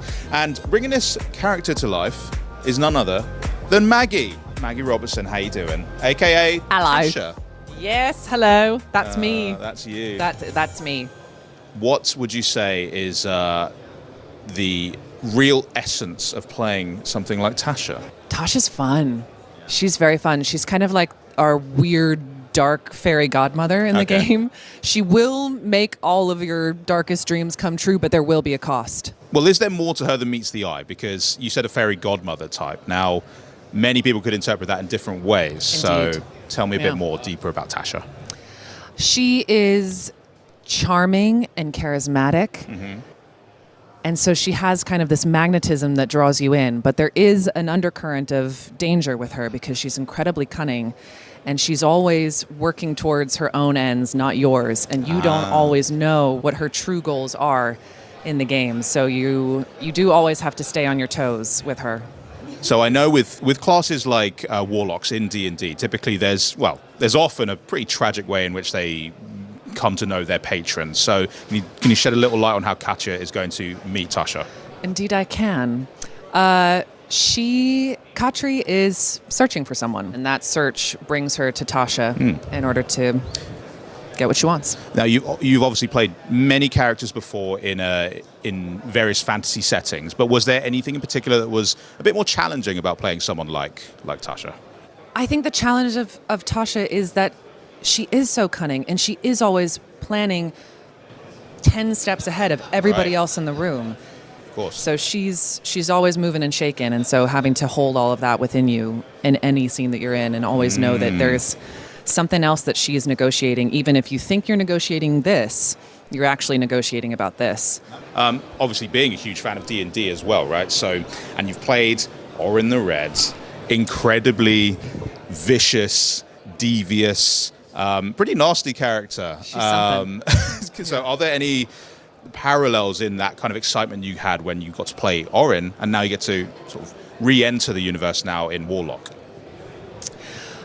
Tons of excitement to re-enter the universe. D&D is so fun because you can be anything you want to be, do anything you want to do. So I genuinely love D&D. I love to play with my friends, and it is a nice home space for me. So then being able to be a part of games that also are in those worlds is incredibly fun. How many times can I say fun in one interview? Fun, fun, fun. Well, it's all fun. It's very fun. What can you say? I don't know if I said that before, but it is in fact quite fun. What was your question? Because I blacked out and all I'm on is fun. Was the excitement of playing a character like Orin, being such a D&D fan, was that mirrored in then having the opportunity to re-enter D&D again as now? Oh, absolutely. But also, like, Tasha's an iconic D&D character, and that comes with a decent amount of stress and scariness and, oh God, what have I done? Can I pull this off? I think every time I get booked on something, I have a minute of panic of like, oh God, and now I have to do it. I mean, people are committing their entire lives to a patron, so yeah, that's a lot of weight on your shoulder. Yeah, the least I could do is try. Yeah. Well, Maggie, thank you so much for joining us, and thank you for just voicing so many incredible characters. But next up, we're actually heading over to the world of Mega Man and Twinkle Girl, which is just an incredible sentence to say out loud. So why don't we check in with Benny and see what's up with that? They're called fan favorites for a reason, and this next game can certainly claim that title. And here to show off gameplay to the newest entry to the beloved franchise, Mega Man Dual Override. Please welcome game producer Hiroyuki Minamatani and game director Shinya Ikuta. Hello everyone! Thank you so much for joining us. Hi! Welcome. Now, we're going to hop straight into some gameplay. Can you tell us a little bit about what we're going to play? 最初はゲームプレイを紹介しますけれども、ゲームコースについて少しでも説明していただけます？はい。今回小バージョンということで、ティンクルガール以外のステージは、伏せられています。でもう本来は全ての8体のボスから1体を選んで好きなステージを選んで、攻略するのがロックマンらしさであります。Okay, today we'll be playing from the gamescom build that we have here, so we only have one stage available. When the full game comes out, you'll be able to choose from 8 different stages. Oh, amazing. Thank you so much, Doc. So we've got Twinkle Girl as well, which I know is one of the new robot masters. で、Twinkle Girl は新ボスっていう認識で正しいです。あ、そうです。Yes, she is a new boss for this game. じゃあ早速選んでみましょうか。All right, let's get started. はい。 So, can you tell us a little bit about the 3 stages that we have, which is new? はい。で、ステージ3つのエリアがあることについて少し説明していただけます？はい。今回は3ステージ構成になってて、ステージが進むごとに、だんだん難しくなっていきます。で、最後にボスが待ち受けています。Alright, so every stage in the game will have 3 separate areas, and as you progress through each of them, they'll become more and more difficult. The robot master for each of those stages will be waiting for you in the 3rd area. Okay, amazing. Should we hop in and see what we have on offer? じゃあ始めましょうか。はい。では最初のステージを選んでいきます。はい。Alright, we're gonna head and get started. Okay, amazing. So we've got 3 chips here. Can you tell us what this feature is? で、そのチップについて少しでも説明していただけます？はい。チップをセットすることでロックマンを強化することができるんですけども、今回は3種類のチップセットを用意しました。Okay, Mega Man is able to equip a variety of chips throughout the game that'll add a variety of abilities to him. For the Gamescom show floor demo, we have 3 chips available to players. Okay, amazing. And what's the first one that we're going to use? で、今日最初に使うのはどちらでしょうか？一番上の、防御スタイルの、チップセットを選びます。Alright, so first we're going to be using one that's a little bit more of a defensive chip. Okay, nice. Let's see it in action. はい、じゃあ。Let's start. はい、この3つのチップセットは体験版だけの特別な仕様で、製品版ではユーザーが組み合わせて使うことができます。Alright, so for the Gamescom demo, we only have 3 chips available. Once the full game comes out, players will have a very wide variety of chips to be able to use for a variety of skills. Oh, amazing. Oh, we can see it here right there, so it's going to help block those abilities, right? で、そのシールを使うときには、攻撃にダメージ受けないようにするんですよね。そうです。はい。Yeah, that's correct. It'll reduce damage. Okay, amazing. で、バリア自体はいつでも解除できます。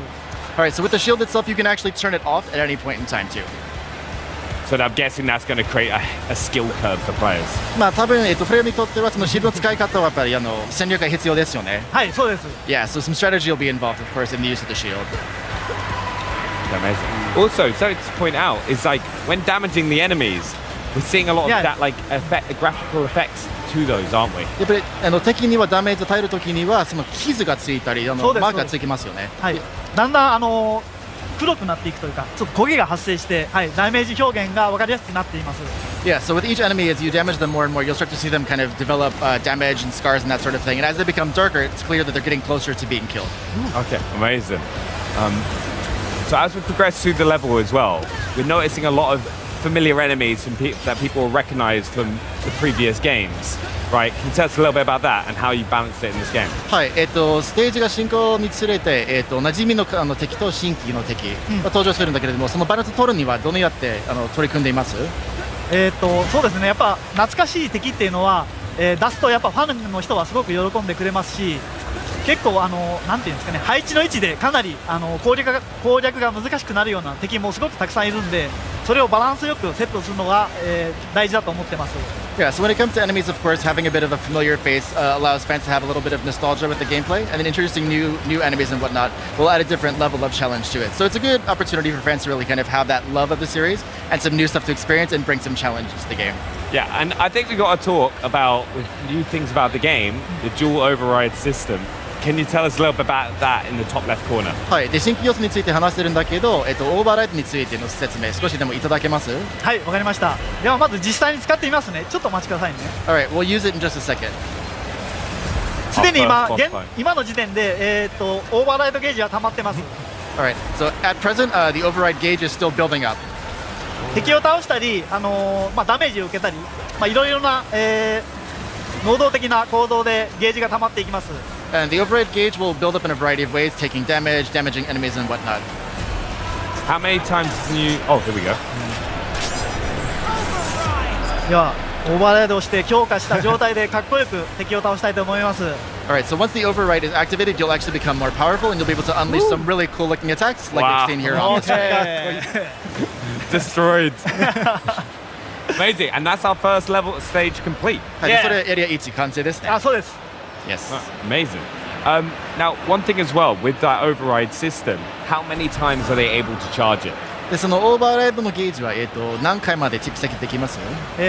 一定量、敵を倒したりすると、段階的にゲージが上がっていって、3段階が、最強のオーバーライド状態になります。 So the override gauge has 3 phases to it, and as you hit each of those kind of levels, you'll be able to build it up for stronger attacks as you go. So once you get that 3rd tier, it's pretty powerful. As we just saw, it just destroyed them.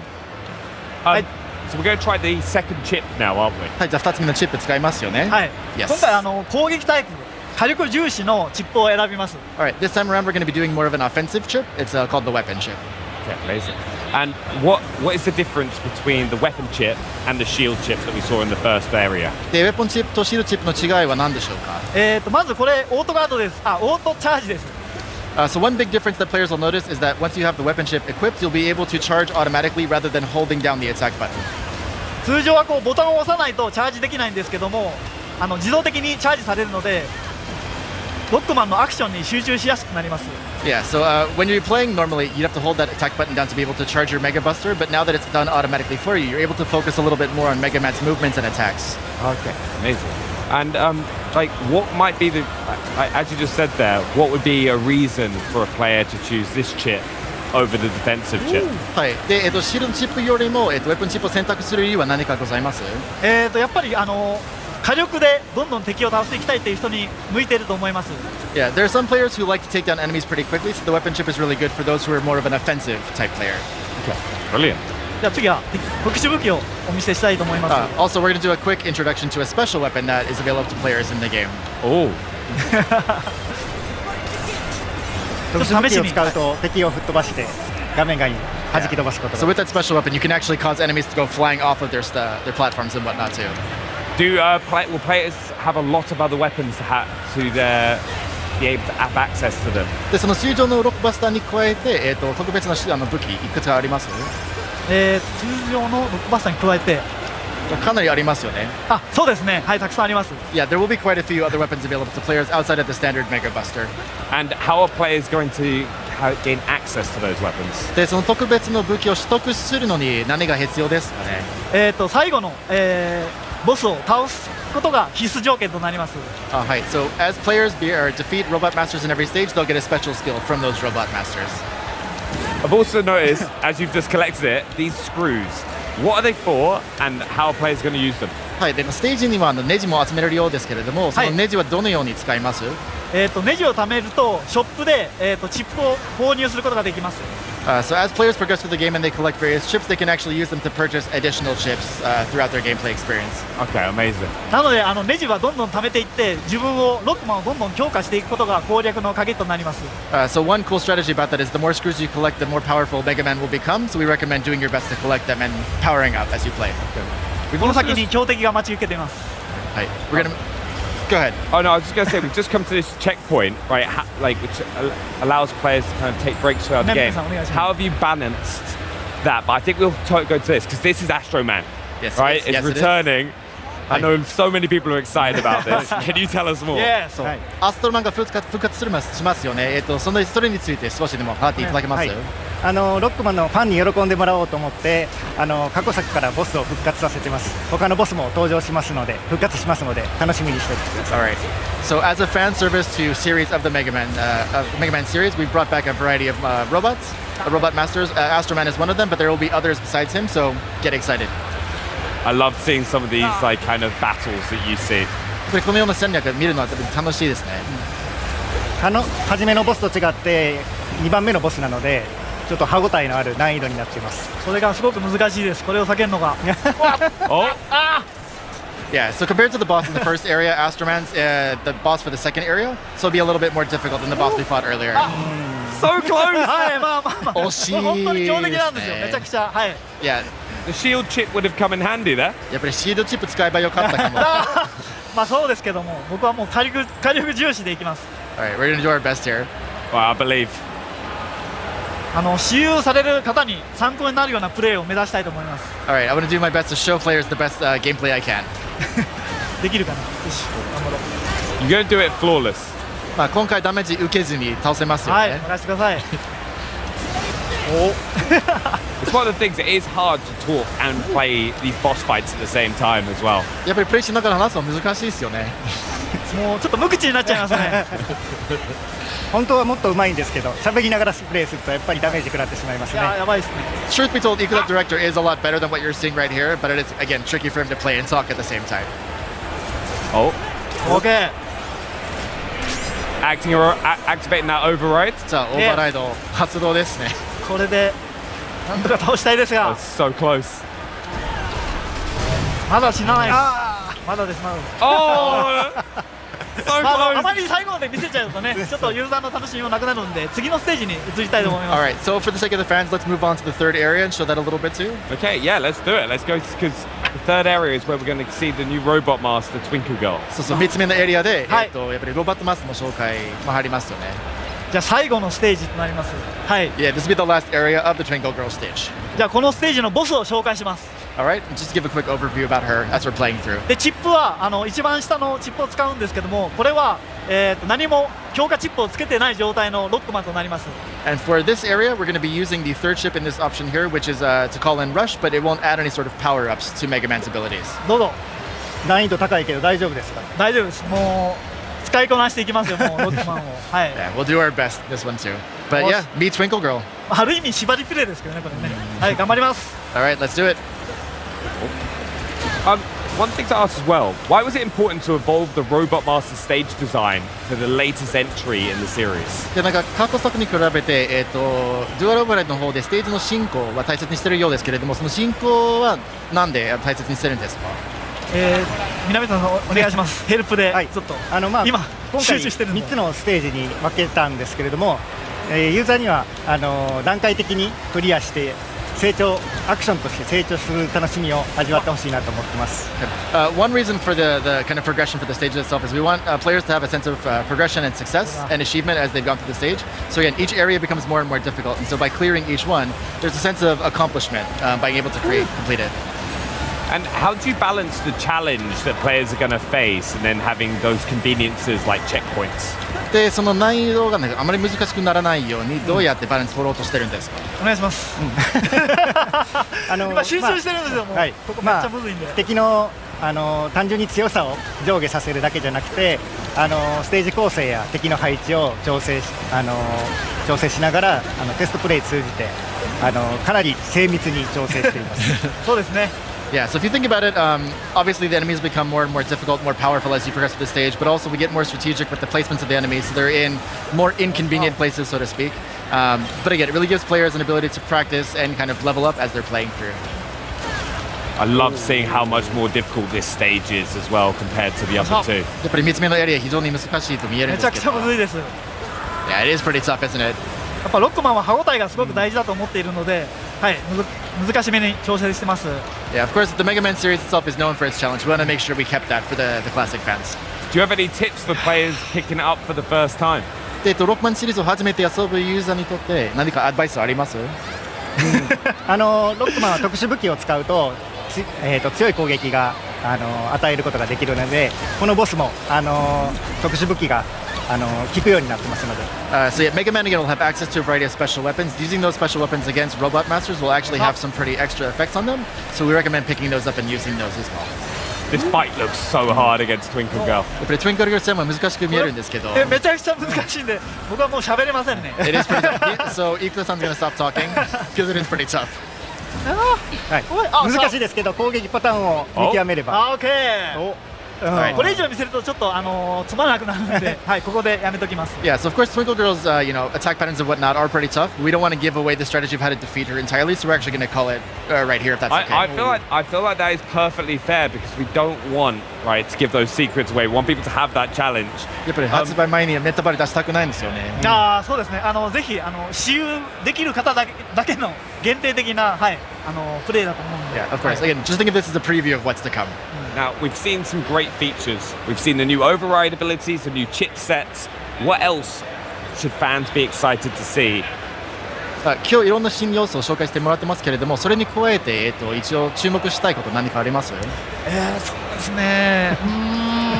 8体のボスまだお見せしてませんけども、非常に魅力的なキャラクターをたくさん用意しているのと、そのうちの1体はユーザーから募集をして選抜されたすごく、デザインが、かっこいいボスが登場しますので、それを楽しみにしてほしいです。Alright, so within the game itself, there are 8 robot masters across the 8 stages that players will have access to. We're only revealed one so far, but one of those robot masters is actually going to be designed by a fan. We held a design contest, so that winning entry will be part of the game as a final boss. That is amazing to see. It's like you've already got such like dedicated fans to the franchise, and they're going to be absolutely buzzing to see that. やっぱりファンの皆さんは情熱的なんですけれども、そうファンが作ったデザインをゲームに入れて、やっぱり興奮感がやっぱり強くなりますよね。オープン感ですか？興奮感。興奮。はい。いや特にデザインした人はすごく興奮すると思います。Yeah, especially the person who created that winning design, they're going to be super duper excited to see it in the game. もしかするとね、スタッフロールに名前が載るかもしれませんもんね。そうですね。スタッフロールには名前が出ますから、ボスも特徴的なステージに出ますので、楽しみに発表を待っていただければと思っています。So it's not just that Robot Master design, but the whole stage for that Robot Master will also be themed around that design itself. So it's going to be a really kind of special experience. The staff's really excited to reveal it as well. No, I'm excited to see it as well. It's a bit like how we've seen the Twinkle Girls stage today and how that's all designed. But I'd just like to say a massive thank you for both of you, all three of you, for coming and showing us some gameplay here on the Xbox booth at Gamescom. Thank you so much for joining us. 今日のご紹介誠にありがとうございます。ありがとうございました。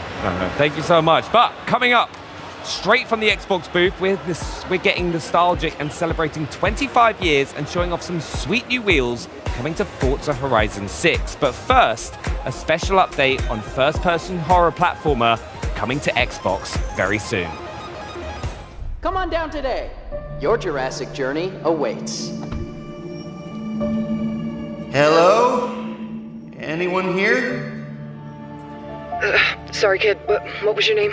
Jordan. I'm Stella. I need you to find Dalton. Oh no, this isn't good. You see, we've come across this material with some sort of organic properties. I should have stopped long time ago.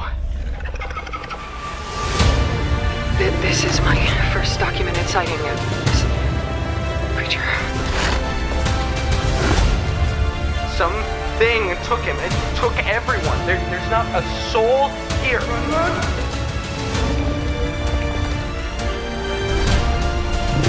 How many of these things are there? There are other areas that can get you back to the surface, but you gotta go deeper. Suppose the only way out is through. Don't look back! This operation must be contained. I'll find him, Stella. I will.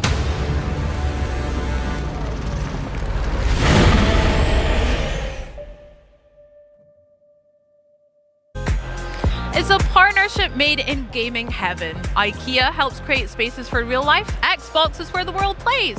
Put them together and you've got a collection that makes it easier to bring play into the living room.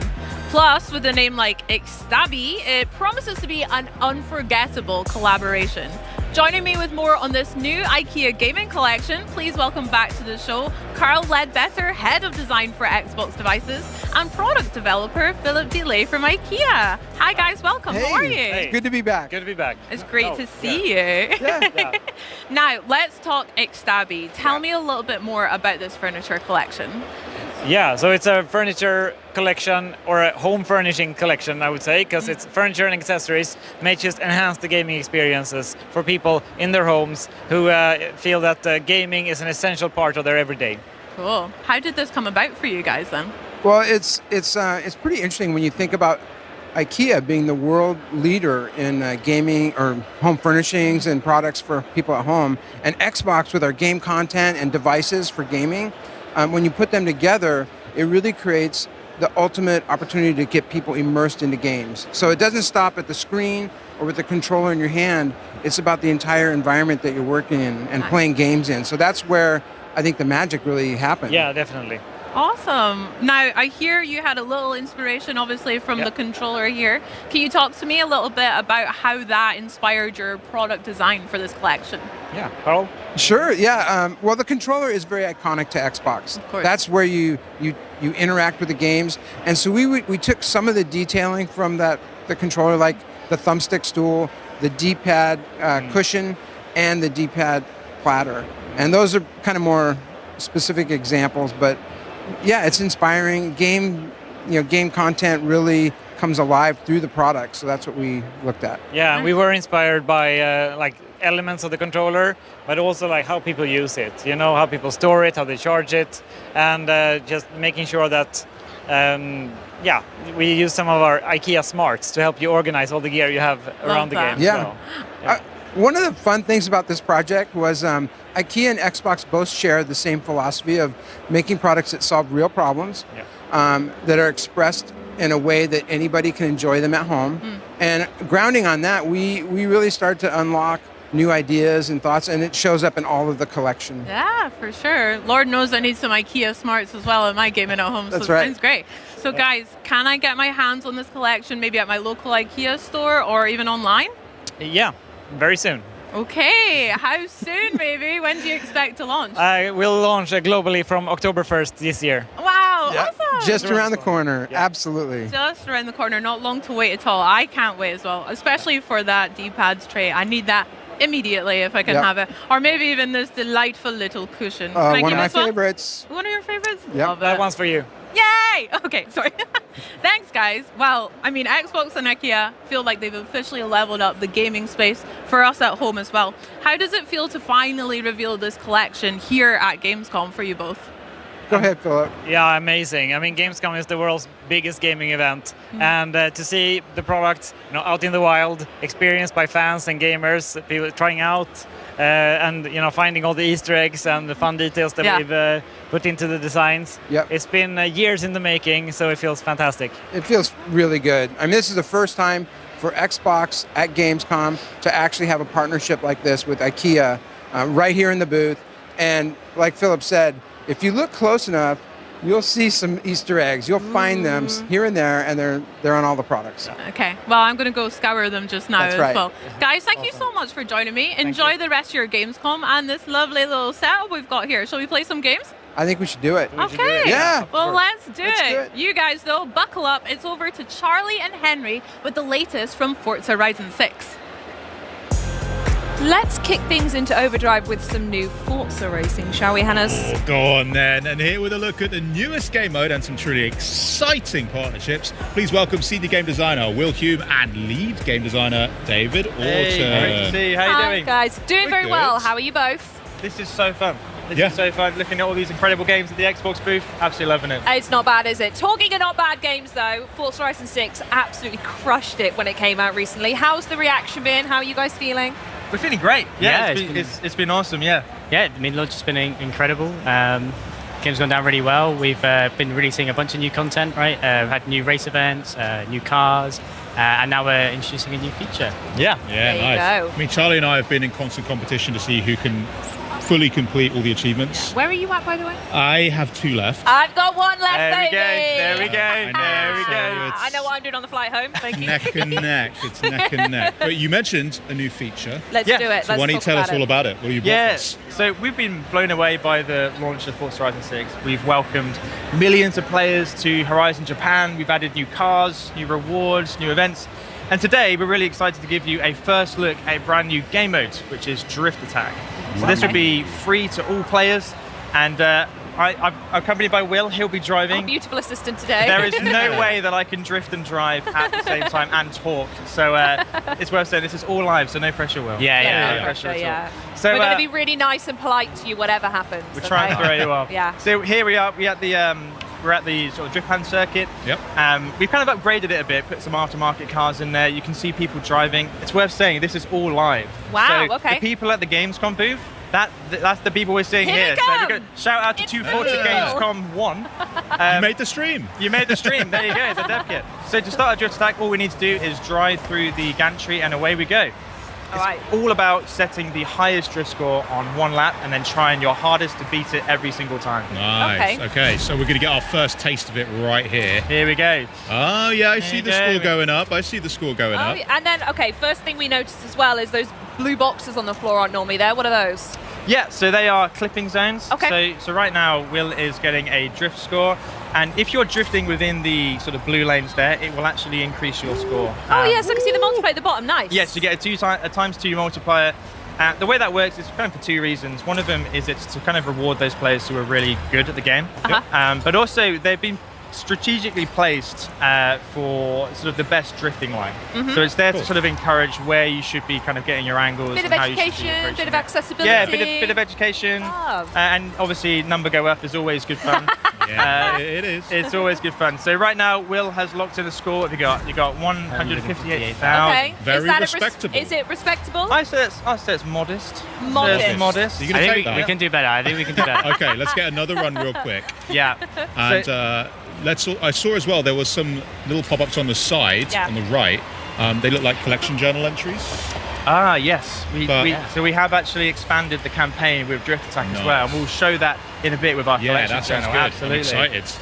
And a key thing about this is it's all in the shared world. So you're not loading out, you're not instancing out into another space. Yeah. We wanted to make it as frictionless as possible. So all you need to do is drive through the gantry and away you go. And right now, Will is sort of taking the score against himself. If you wanted to, you could actually join a convoy of people and you'd be put on a leaderboard with them as well. Beautiful. And it's how we kind of wanted that competition to be more opt-in. So you can rock up and you can just drift for as long as you like. A scotch better. A scotch. I did see the leaderboards on the side as well. Yes, leaderboards, the in-world right? leaderboards. Yeah, so this is all very similar to Time Attack, really. So the in-world leaderboards you see, we'll go drive to them now. How are Gamescom doing? How are Gamescom doing? Well, we're not. Okay, so Will. I've got quite a way to go. Darling.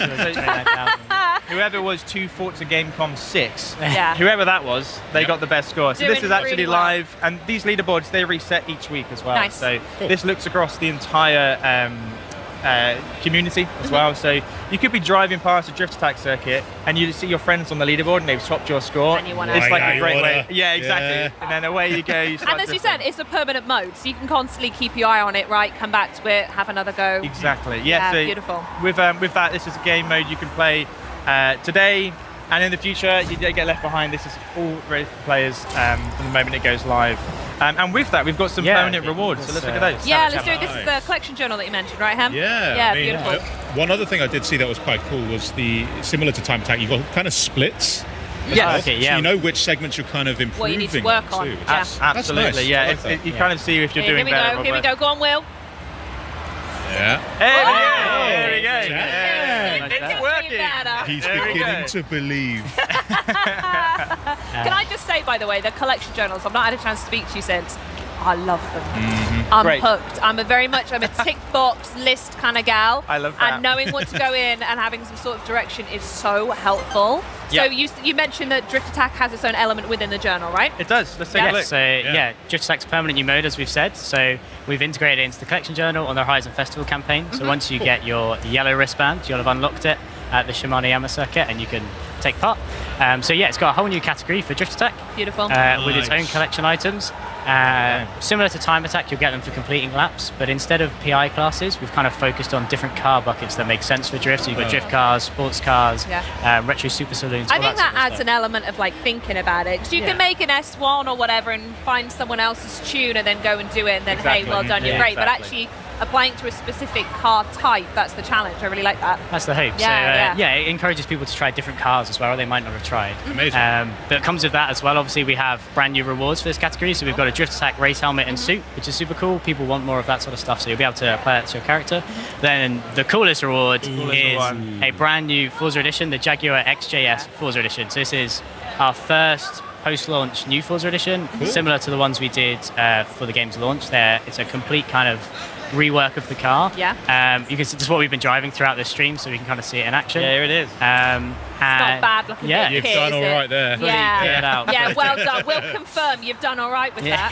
Can we get closer to it? Learn what's so special Absolutely, about it? Let's have a look at it in Forza Vista. Yeah, because one of my favourite things is just how wildly detailed the Forza editions are. Like, I look at my Mazda and I'm like, Ooh. hell yeah. Engine block, love that. Yeah. I look at the Terreno and like when you're looking at it in first person, there's the coffee With the cup. cup, And yeah. It's the Absolutely. details unreal. So yeah, let's see what the details are on the Jaguar. Yeah, absolutely. The vehicle art team and handling team are incredible at Playground, and they've kind of knocked it out of the park again with this car. So this was inspired by kind of grassroots drift scene. So they wanted to build something that felt like someone had built it themselves and kind of had that personality to it. So yeah, they've got these amazing decals like this, the unit cat who's on the windows of the car. We've got stuff like, you can see like they've taken out the side windows to reduce weight on the car, and they've taken off the door handles as well and put kind of little clips in there you can see. If we go to the rear of the car and take the back kind of boot off, we'll see the inside as well, where they've got these massive kind of air vents for the drift internals so that to keep the car cool when it's hitting the limiter all the time. And even like the detail, you can see these kind of metal blocks at the edges, which is where the rear wing mounts onto. So it's kind of like that attention to detail again there. Yeah. You can see like where it kind of cuts in. Love it, so if we have a look at the interior as well. By the way, if you guys need like a, I don't know, like a Charlie edition horn for the car, it being a Jaguar, it could be like a or something, right?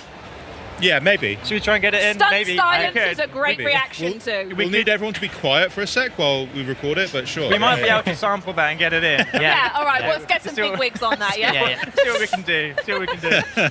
One of my favourite things about this is that the vehicle art team, they sort of set themselves a challenge to make this pass an MOT and be road legal. So they've done all the things to make this incredible drift machine, but at the same time, you could just nip to the shop and get some milk with this car. If you wanted to. I'm sure I'll see this on the forecourt of a dealership somewhere. Yeah, somewhere. Exactly that. Now, obviously, this is a really cool car. Yeah. When am I going to be able to unlock this? Yes, so Drift Attack will be launching on the 7th of September, so super soon, only a week or two.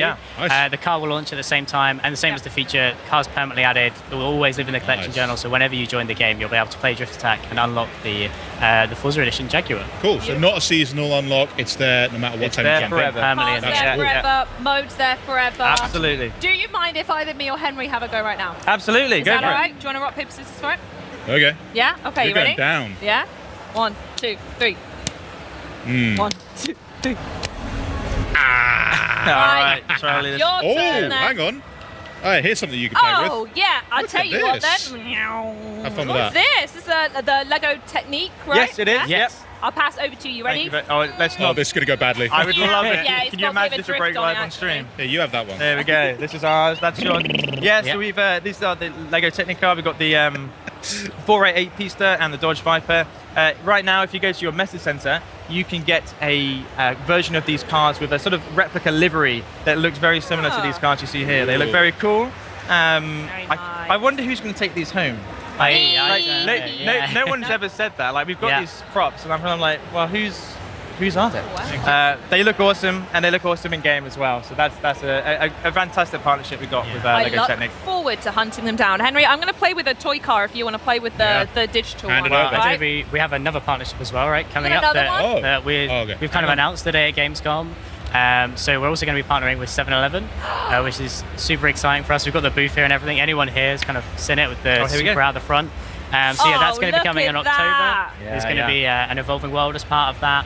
And we look forward to kind of talking about that more nearer the time, but something for players to look forward to there as well. Hell You guys have been cooking.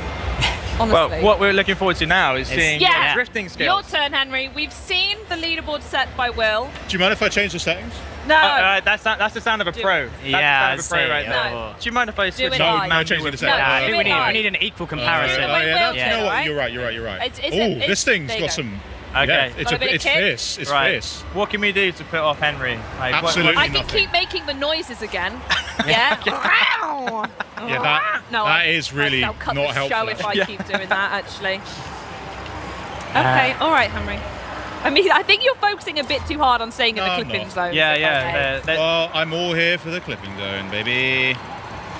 Something else to mention about the car that's super cool as well. So obviously we built it as a drift car to match the feature, but players will be able to upgrade it and tune it themselves. So if you want to turn it into a more track-focused car, put some slick tires on it, you'll be absolutely be able to do that as well. I've taken out put way the too Forza tight. Aero on. Oh no. Henry. Oh no. It's not have we looking good. left damage on? No, we're good. We're No, clean. you're good. Yeah. It's gonna be Did you like back how I across changed the the camera while I was driving? Yeah, really cinematic, Henry. Yeah, Are thank you you. trying to distract us from the gameplay? No. No? Hey, what's would. over there? I don't think this is going to beat your score, unfortunately. You've still got I think 3 clipping zones to go, so you can get a lot of points. With the multiplier, right? It adds up pretty quick. Yeah, exactly. It's right there. Go on, Henry. I do need to be in there. Go on, you can do it. I'm going to be cheeky here. Henry, He's done it. Stop milking it. You're trying to min-max it. We'll go backwards over it. You're going to fail it. You're going to fail it. You're going to fail it. fail it. Time out. And on on that Nice try, bombshell. nice try. It's Thank always you fun. so much for joining us, guys. A truly exceptional update to a truly exceptional game. So thank you so much for joining us. Right, well, Fable fans, listen up, because we're bringing the Fable experience to you here at Gamescom at home with an in-depth look at this reimagining of the franchise. Yeah, but first, it's time to visit the brooding and futuristic world of Warhammer 40k Dark Heresy, and the voices bringing the characters to life. Check this out.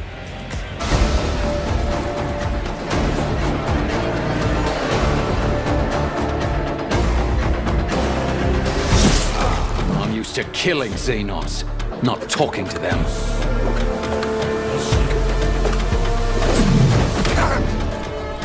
He usually tells me I'm smart.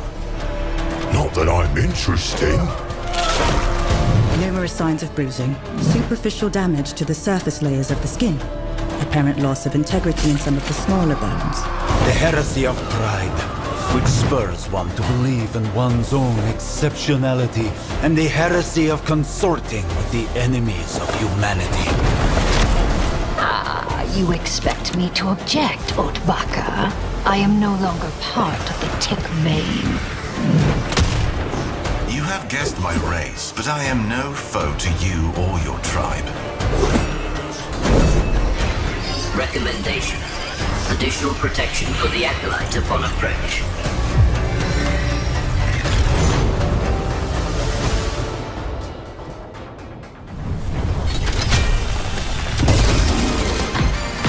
Hey everyone, this is Josh from Octopus Panic, and I'm here to give you a closer look at our game, Gravhounds.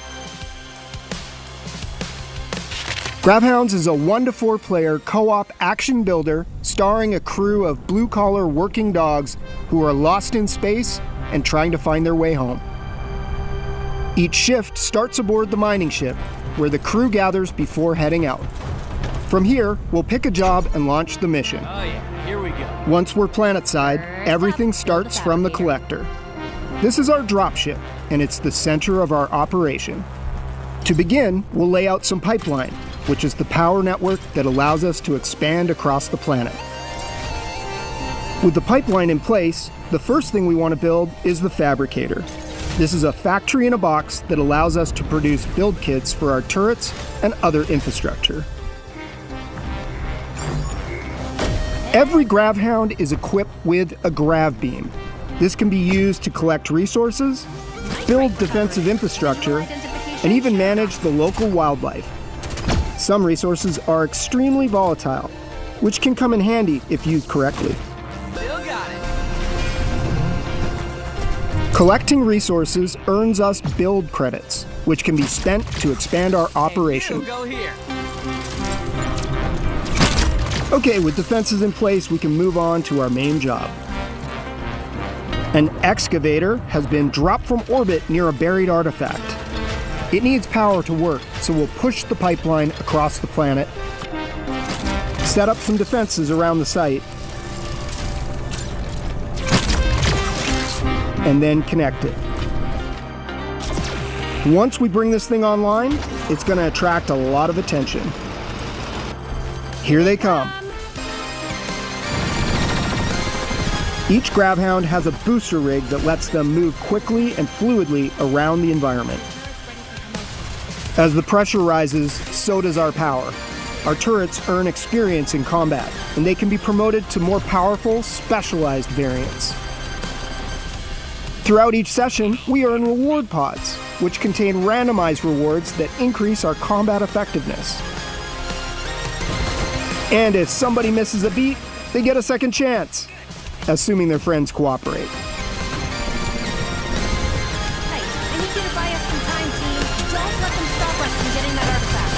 Okay, once we survive the wave, the excavator finally reaches the artifact. Now we just have to get it home. It's too heavy for one Gravhound, so the crew has to work together to get it back, while everything in the world is still trying to kill us.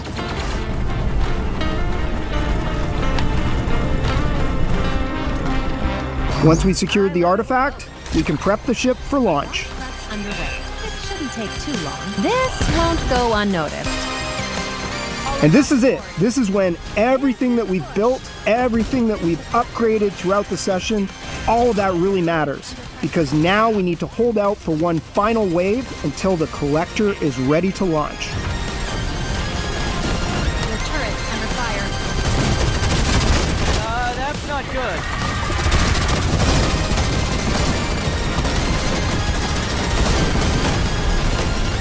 Once the collector's ready, everyone races to get aboard, and we take off and head back to the mining ship. Once we're back, we'll regroup, spend some time upgrading our stuff, and then choose our next destination. Each session, you'll be exploring different planets, different jobs, different builds, different opportunities for disaster.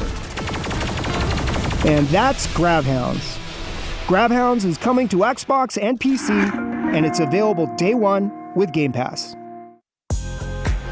Well, Fable fans here at Gamescom are flooding to the Xbox booth for a special theatre experience highlighting an early quest in the much anticipated game. And joining me now to bring you guys at home through the demo experience, please welcome Fable game director Ralph Fulton. How are you, Ralph? Great to have you. Super well, thank you for having me. How are you? I'm so good, thank you for asking. Having a great time at Gamescom. I'm upset that I haven't been over to the theatre experience just yet, but maybe I can take a little sneak peek now with you. Absolutely, let's go through it. Sounds good. Now, set the scene for us. What can we expect to see from the demo? So, we are going big for Fable this week at Gamescom. We have actually got not one but two demos that we're showing here today, but the one that we're looking at right now is one we're showing in a theatre right here on the Xbox booth, which is a segment from a relatively early quest in the game, and we are bringing together all the disparate bits of Fable that we've been teasing people about for what seems like years now.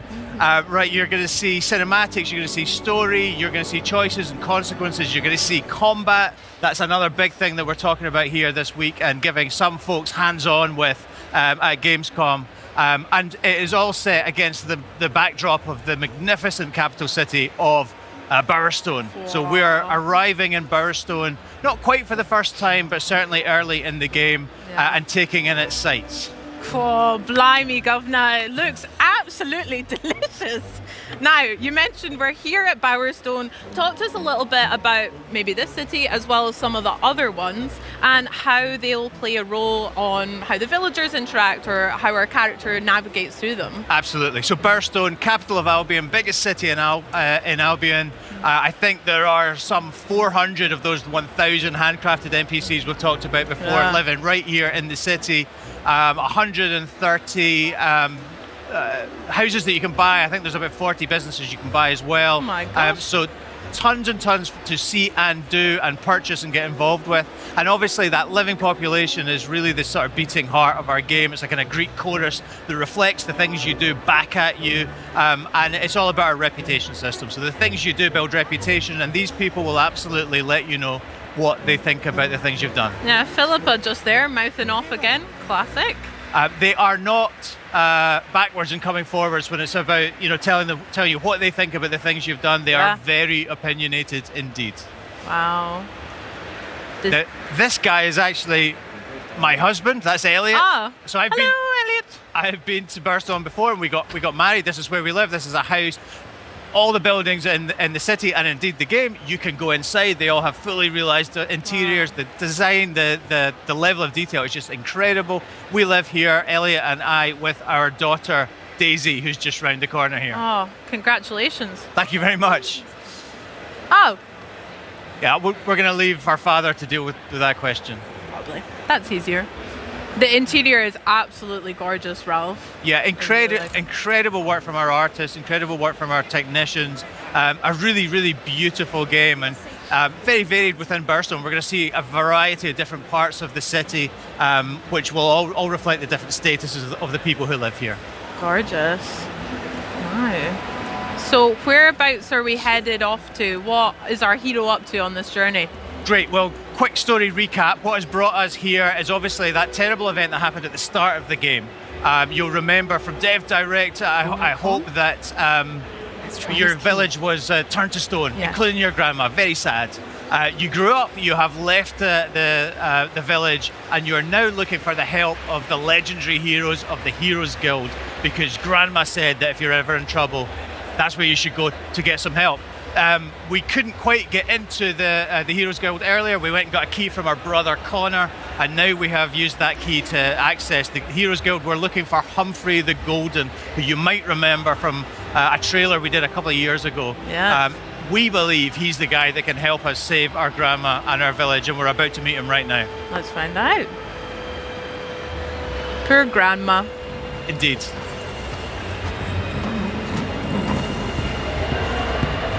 Again, the interior looks amazing. I love the artwork on the left.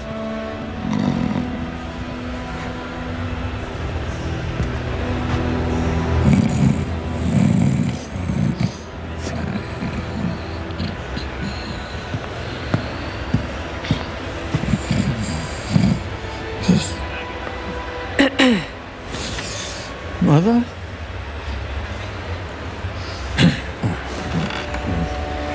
Can I get a large beer, please? Thank you.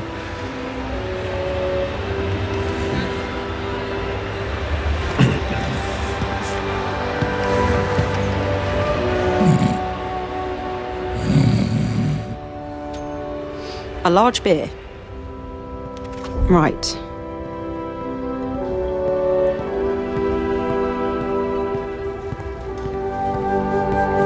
This will do.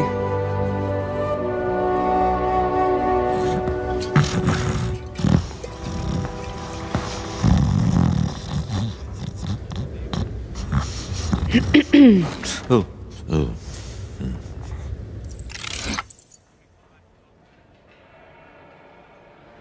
Obviously, you can choose to throw it over him or just hand it over. We've been asking the crowd in the theatre what they think. Mm-hmm. Just generally throw it over him. Interesting. So I think that's what we go for here.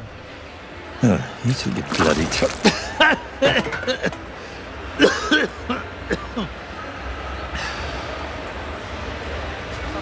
All right.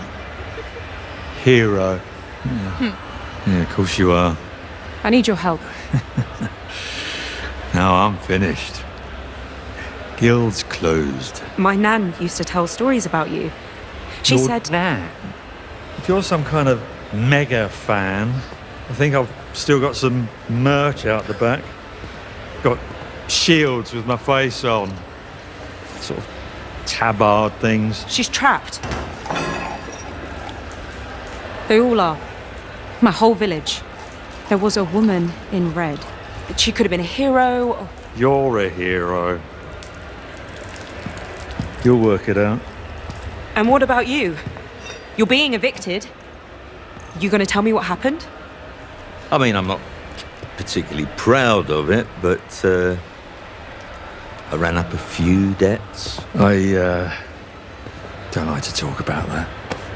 I reached out to a local sculptor in town, commissioned him to capture my image in a raw and marble. Anyway, I don't know what I did wrong, but guys wouldn't pay me in the end. I did what anyone would do, and I went down to Ronnie's place. You lost the Heroes Guild on a bet.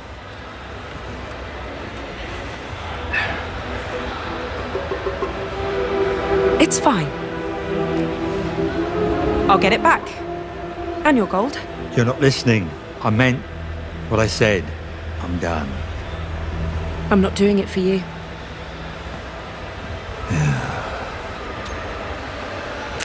Well then, oh Humphrey. Yeah, they say never meet your heroes, right? What a letdown. Yeah. So we saw a choice there. Obviously, that's not a massive choice in the scheme of things, but it does result in a reputation. Humphrey now thinks you're an arsehole. What can you do? It's fair. Yeah, you throw a beer. You will have millions of little choices like that, and they will scale up in importance and repercussions throughout the game, culminating right at the end of the game in some really earth-shattering, permanent decisions you'll have to make, which will change the face of the world forever. Okay, wow. I don't know if I'm ready for those. I take a lot of time deciding if I want tea or coffee, so we'll find out about how I get on there. Going back a wee bit of the cutscene we've just seen and the trailer that you mentioned when we introduced Humphrey, where did this idea of the cutaways and the talking heads come from for the interviews within the gameplay? It's so interesting and gives us like a real insight into some of the more important characters. I'm really curious. It does, and I think it's something that we haven't really seen in video games before. We're super familiar with it, I guess, from like TV. You know, The Office did it, and Parks and Recreation did it, and lots of great shows like that have done it. The interesting thing about this is it actually stems way back from our pre-production phase when we were trying to figure out how to go and shoot cinematics like that. You know, from directing our actors and doing the performance capture and the rendering that's required for hair and eyes and all that kind of good stuff.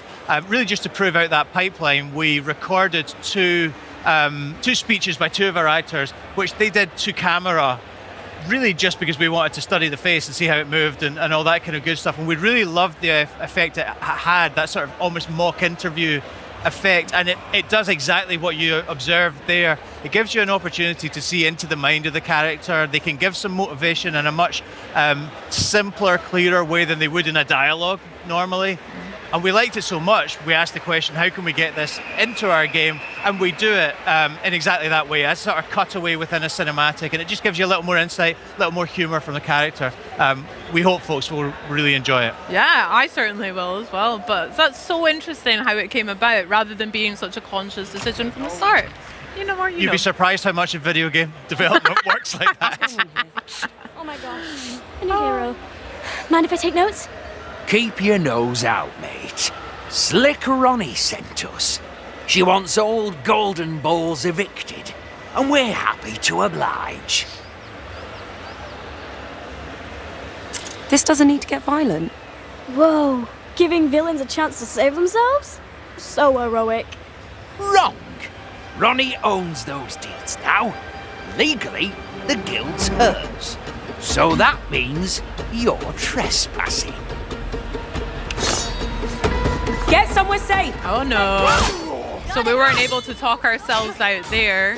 Ralph, what are we seeing with the combat here? Yeah, absolutely. So this is what we call style weaving combat, right? And it's an evolution, I think, of the combat that people loved in the original Fable trilogy. It's about strength, skill, and will, which is about weaving between ranged and melee and magical attacks.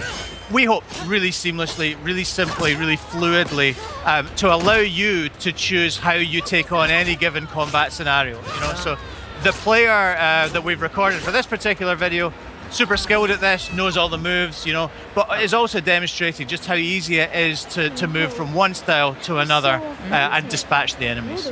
Absolutely. Love that little move with the dagger at the end. Very nice, wasn't it? Yeah. Yeah, that's cool. I'm the hero of Bry Hill.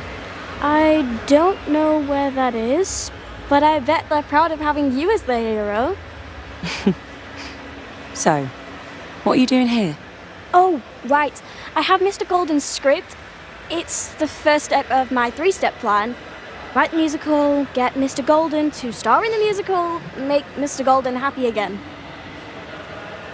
So this character, this adorable little child called Billy, Best of luck with that. we're describing her as a part-time playwright, full-time orphan. She lives at the orphanage, and she is trying to get Humphrey the Golden to star in a play about his life. The point of showing this quest is to show people exactly what it's going to be like to play a quest, but all our quests are super varied. In the quest after this one, you'll actually take part in that very same musical. So we'll meet Billy again. That's for another day, but something that people can look forward to when they play the game in February when we come out. What we're seeing right now, though, is a very quick glimpse at our skill tree. We're spending a skill point we earned from that last combat encounter on a new spell called Blades, which is great for crowd control, but I'm sure people will be freeze framing and screen capping that screen just to see what else might be contained within. Yeah, can you give me some tips maybe about how I should build my hero, or what should players focus on with their talents and skills? So That's a great question. I think honestly the answer that we would always go to is we want you to be the hero you want to be, right? And we've set up this combat system, the way progression works, the way that you'll build skills and new moves and upgrade your weapons. It's based on how you want to develop as a hero, and I guess also your particular style in combat. You know, so you're not bound by any specific class. You can basically build the loadout that you want.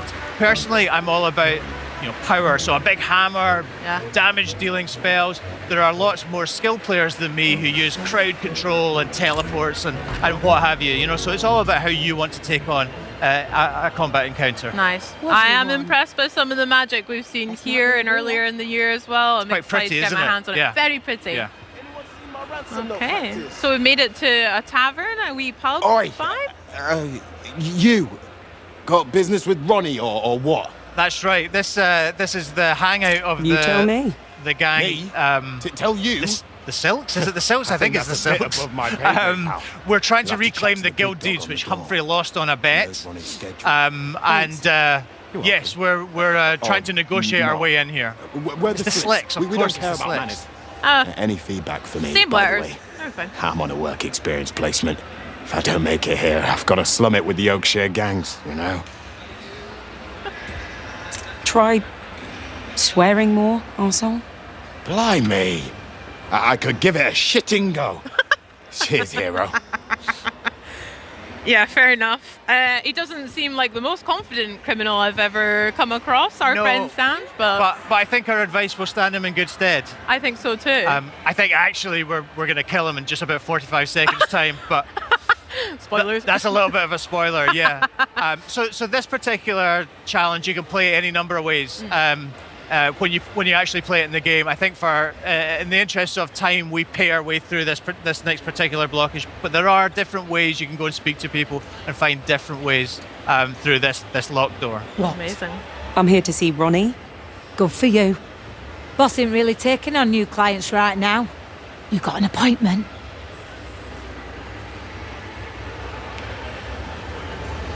So yeah, we're cash rich, so we're just going to pay the $2.5 grand. Easy way. There you go. Can't you look the other way? For that amount of coin, I'll look whichever way you tell me to, mate.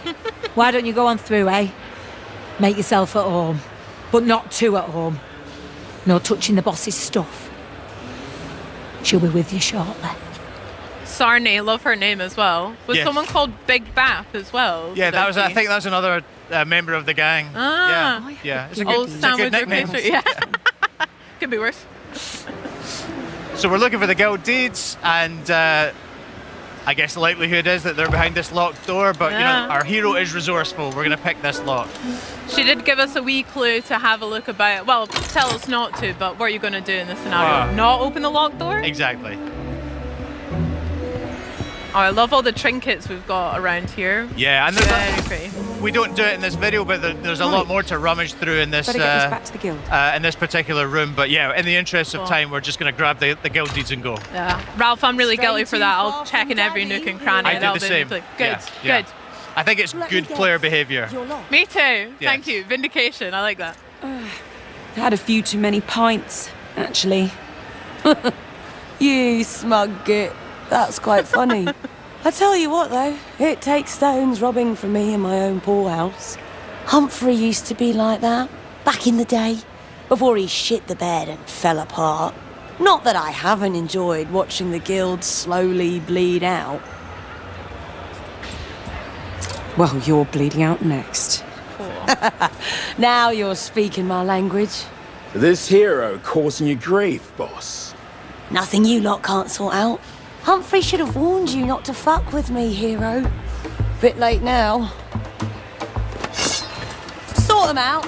Okay, another wee look at combat, another fracas on our hands here. We spoke about some of the different various combat that we can use for tools, melee, range, etc. How do they complement each other? And Ralph, what's your preferred style? You mentioned that big hammer earlier. So I love a big hammer. Yeah, I think exactly. And like I say, I tend to go for big damage dealing spells, light blades, light fireball. but you can play the game in a bunch of different ways. We actually had somebody playing in hands-on over in our behind closed doors demos today, who absolutely blitzed through it. Incredible skill level, did it on the highest difficulty level. So our team were sort of standing around applauding. Kind of wow. thing. So you can bring a lot to it. I think one of the things we're trying to show this week with the demos we're doing is that you can come to this with whatever skill level you have, and the game will meet you at it. We have a bunch of different difficulty levels, and also a range of enemies that will challenge you in different ways. Yeah, that sounds class.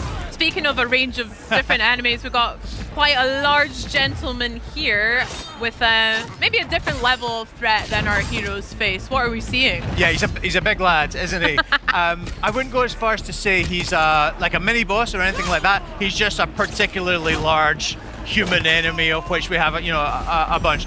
We absolutely do have what we class as mini bosses, really large enemies that are going to give you even more of a challenge than this guy. And then we have proper boss fights as well, as you can imagine, against Isabel, who we met in June in our showcase trailer, and who knows, perhaps against someone else as well. But yeah, this dude is just a really, really large guy with an axe, and as you can see, takes a bit of wearing down, but is ultimately no match for our hero. Obviously. Oh, absolutely sparked. Oh, shame about that beautiful mustache. Indeed. Oh well. Is that Big Bap? He should be called Big Bap. I wonder if it was Big Bap, actually. We didn't see Sanj there. Hopefully he got away. Maybe ran away from the criminal afterlife. Well, this looks absolutely stunning. I know I won't be alone in saying that, Ralph, so congrats to you, the team at Playground, everything for Fable. I can't wait to actually get my hands and play. But if there's anything you'd like to share with the folks at home, what are you hoping that they take away from this? Well, look, I mean, people have been saying to us for ages when we put out a bunch of trailers for this game over the years. People have been saying to us, show us the gameplay, show us the gameplay. That's exactly what we've been doing this year. In June, we showed 30 minutes of our life simulations. Here, we're showing what it's really like to play a game and a quest in our game. This is a genuine quest from our game. And it combines all those things, right? There's conversations, there's choices, there's moral dilemmas, there's freedom, there's combat, there's humor, there's cinematics, there's people from Peep Show.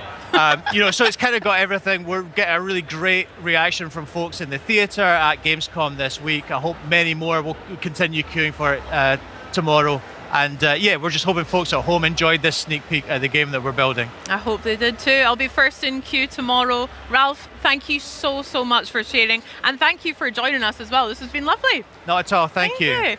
Well guys, we've had such a great first day here at Gamescom. I hope you've enjoyed it just as much as I have. We've been able to bring you 11 titles coming to Xbox Game Pass, including 2 world premieres and some of the biggest upcoming games like Minecraft Dungeons 2, Gears of War E-Day, and of course, Fable. But this is merely day 1. Tomorrow, day 2 kicks off with the frenetic survival combat of PUBG's latest venture, DeadNet. Plus, you can look forward to more world premieres and exclusive gameplay walkthroughs from the latest titles making a splash here at Gamescom. Before we go though, let's check in with Benny and Charlie. This is the world of Halo Campaign Evolved, a fitting place to end the day as fans take the fight to the Covenant in this incredible life-sized warthog. Of course, this was just too good not to get a photo op. Right, Charlie? Yeah, very right there, Benny. So keep it right here and we'll see you all tomorrow. This is Xbox at Gamescom 2026. And Benny, let's crunch ahead. Get him! We don't even have a driver.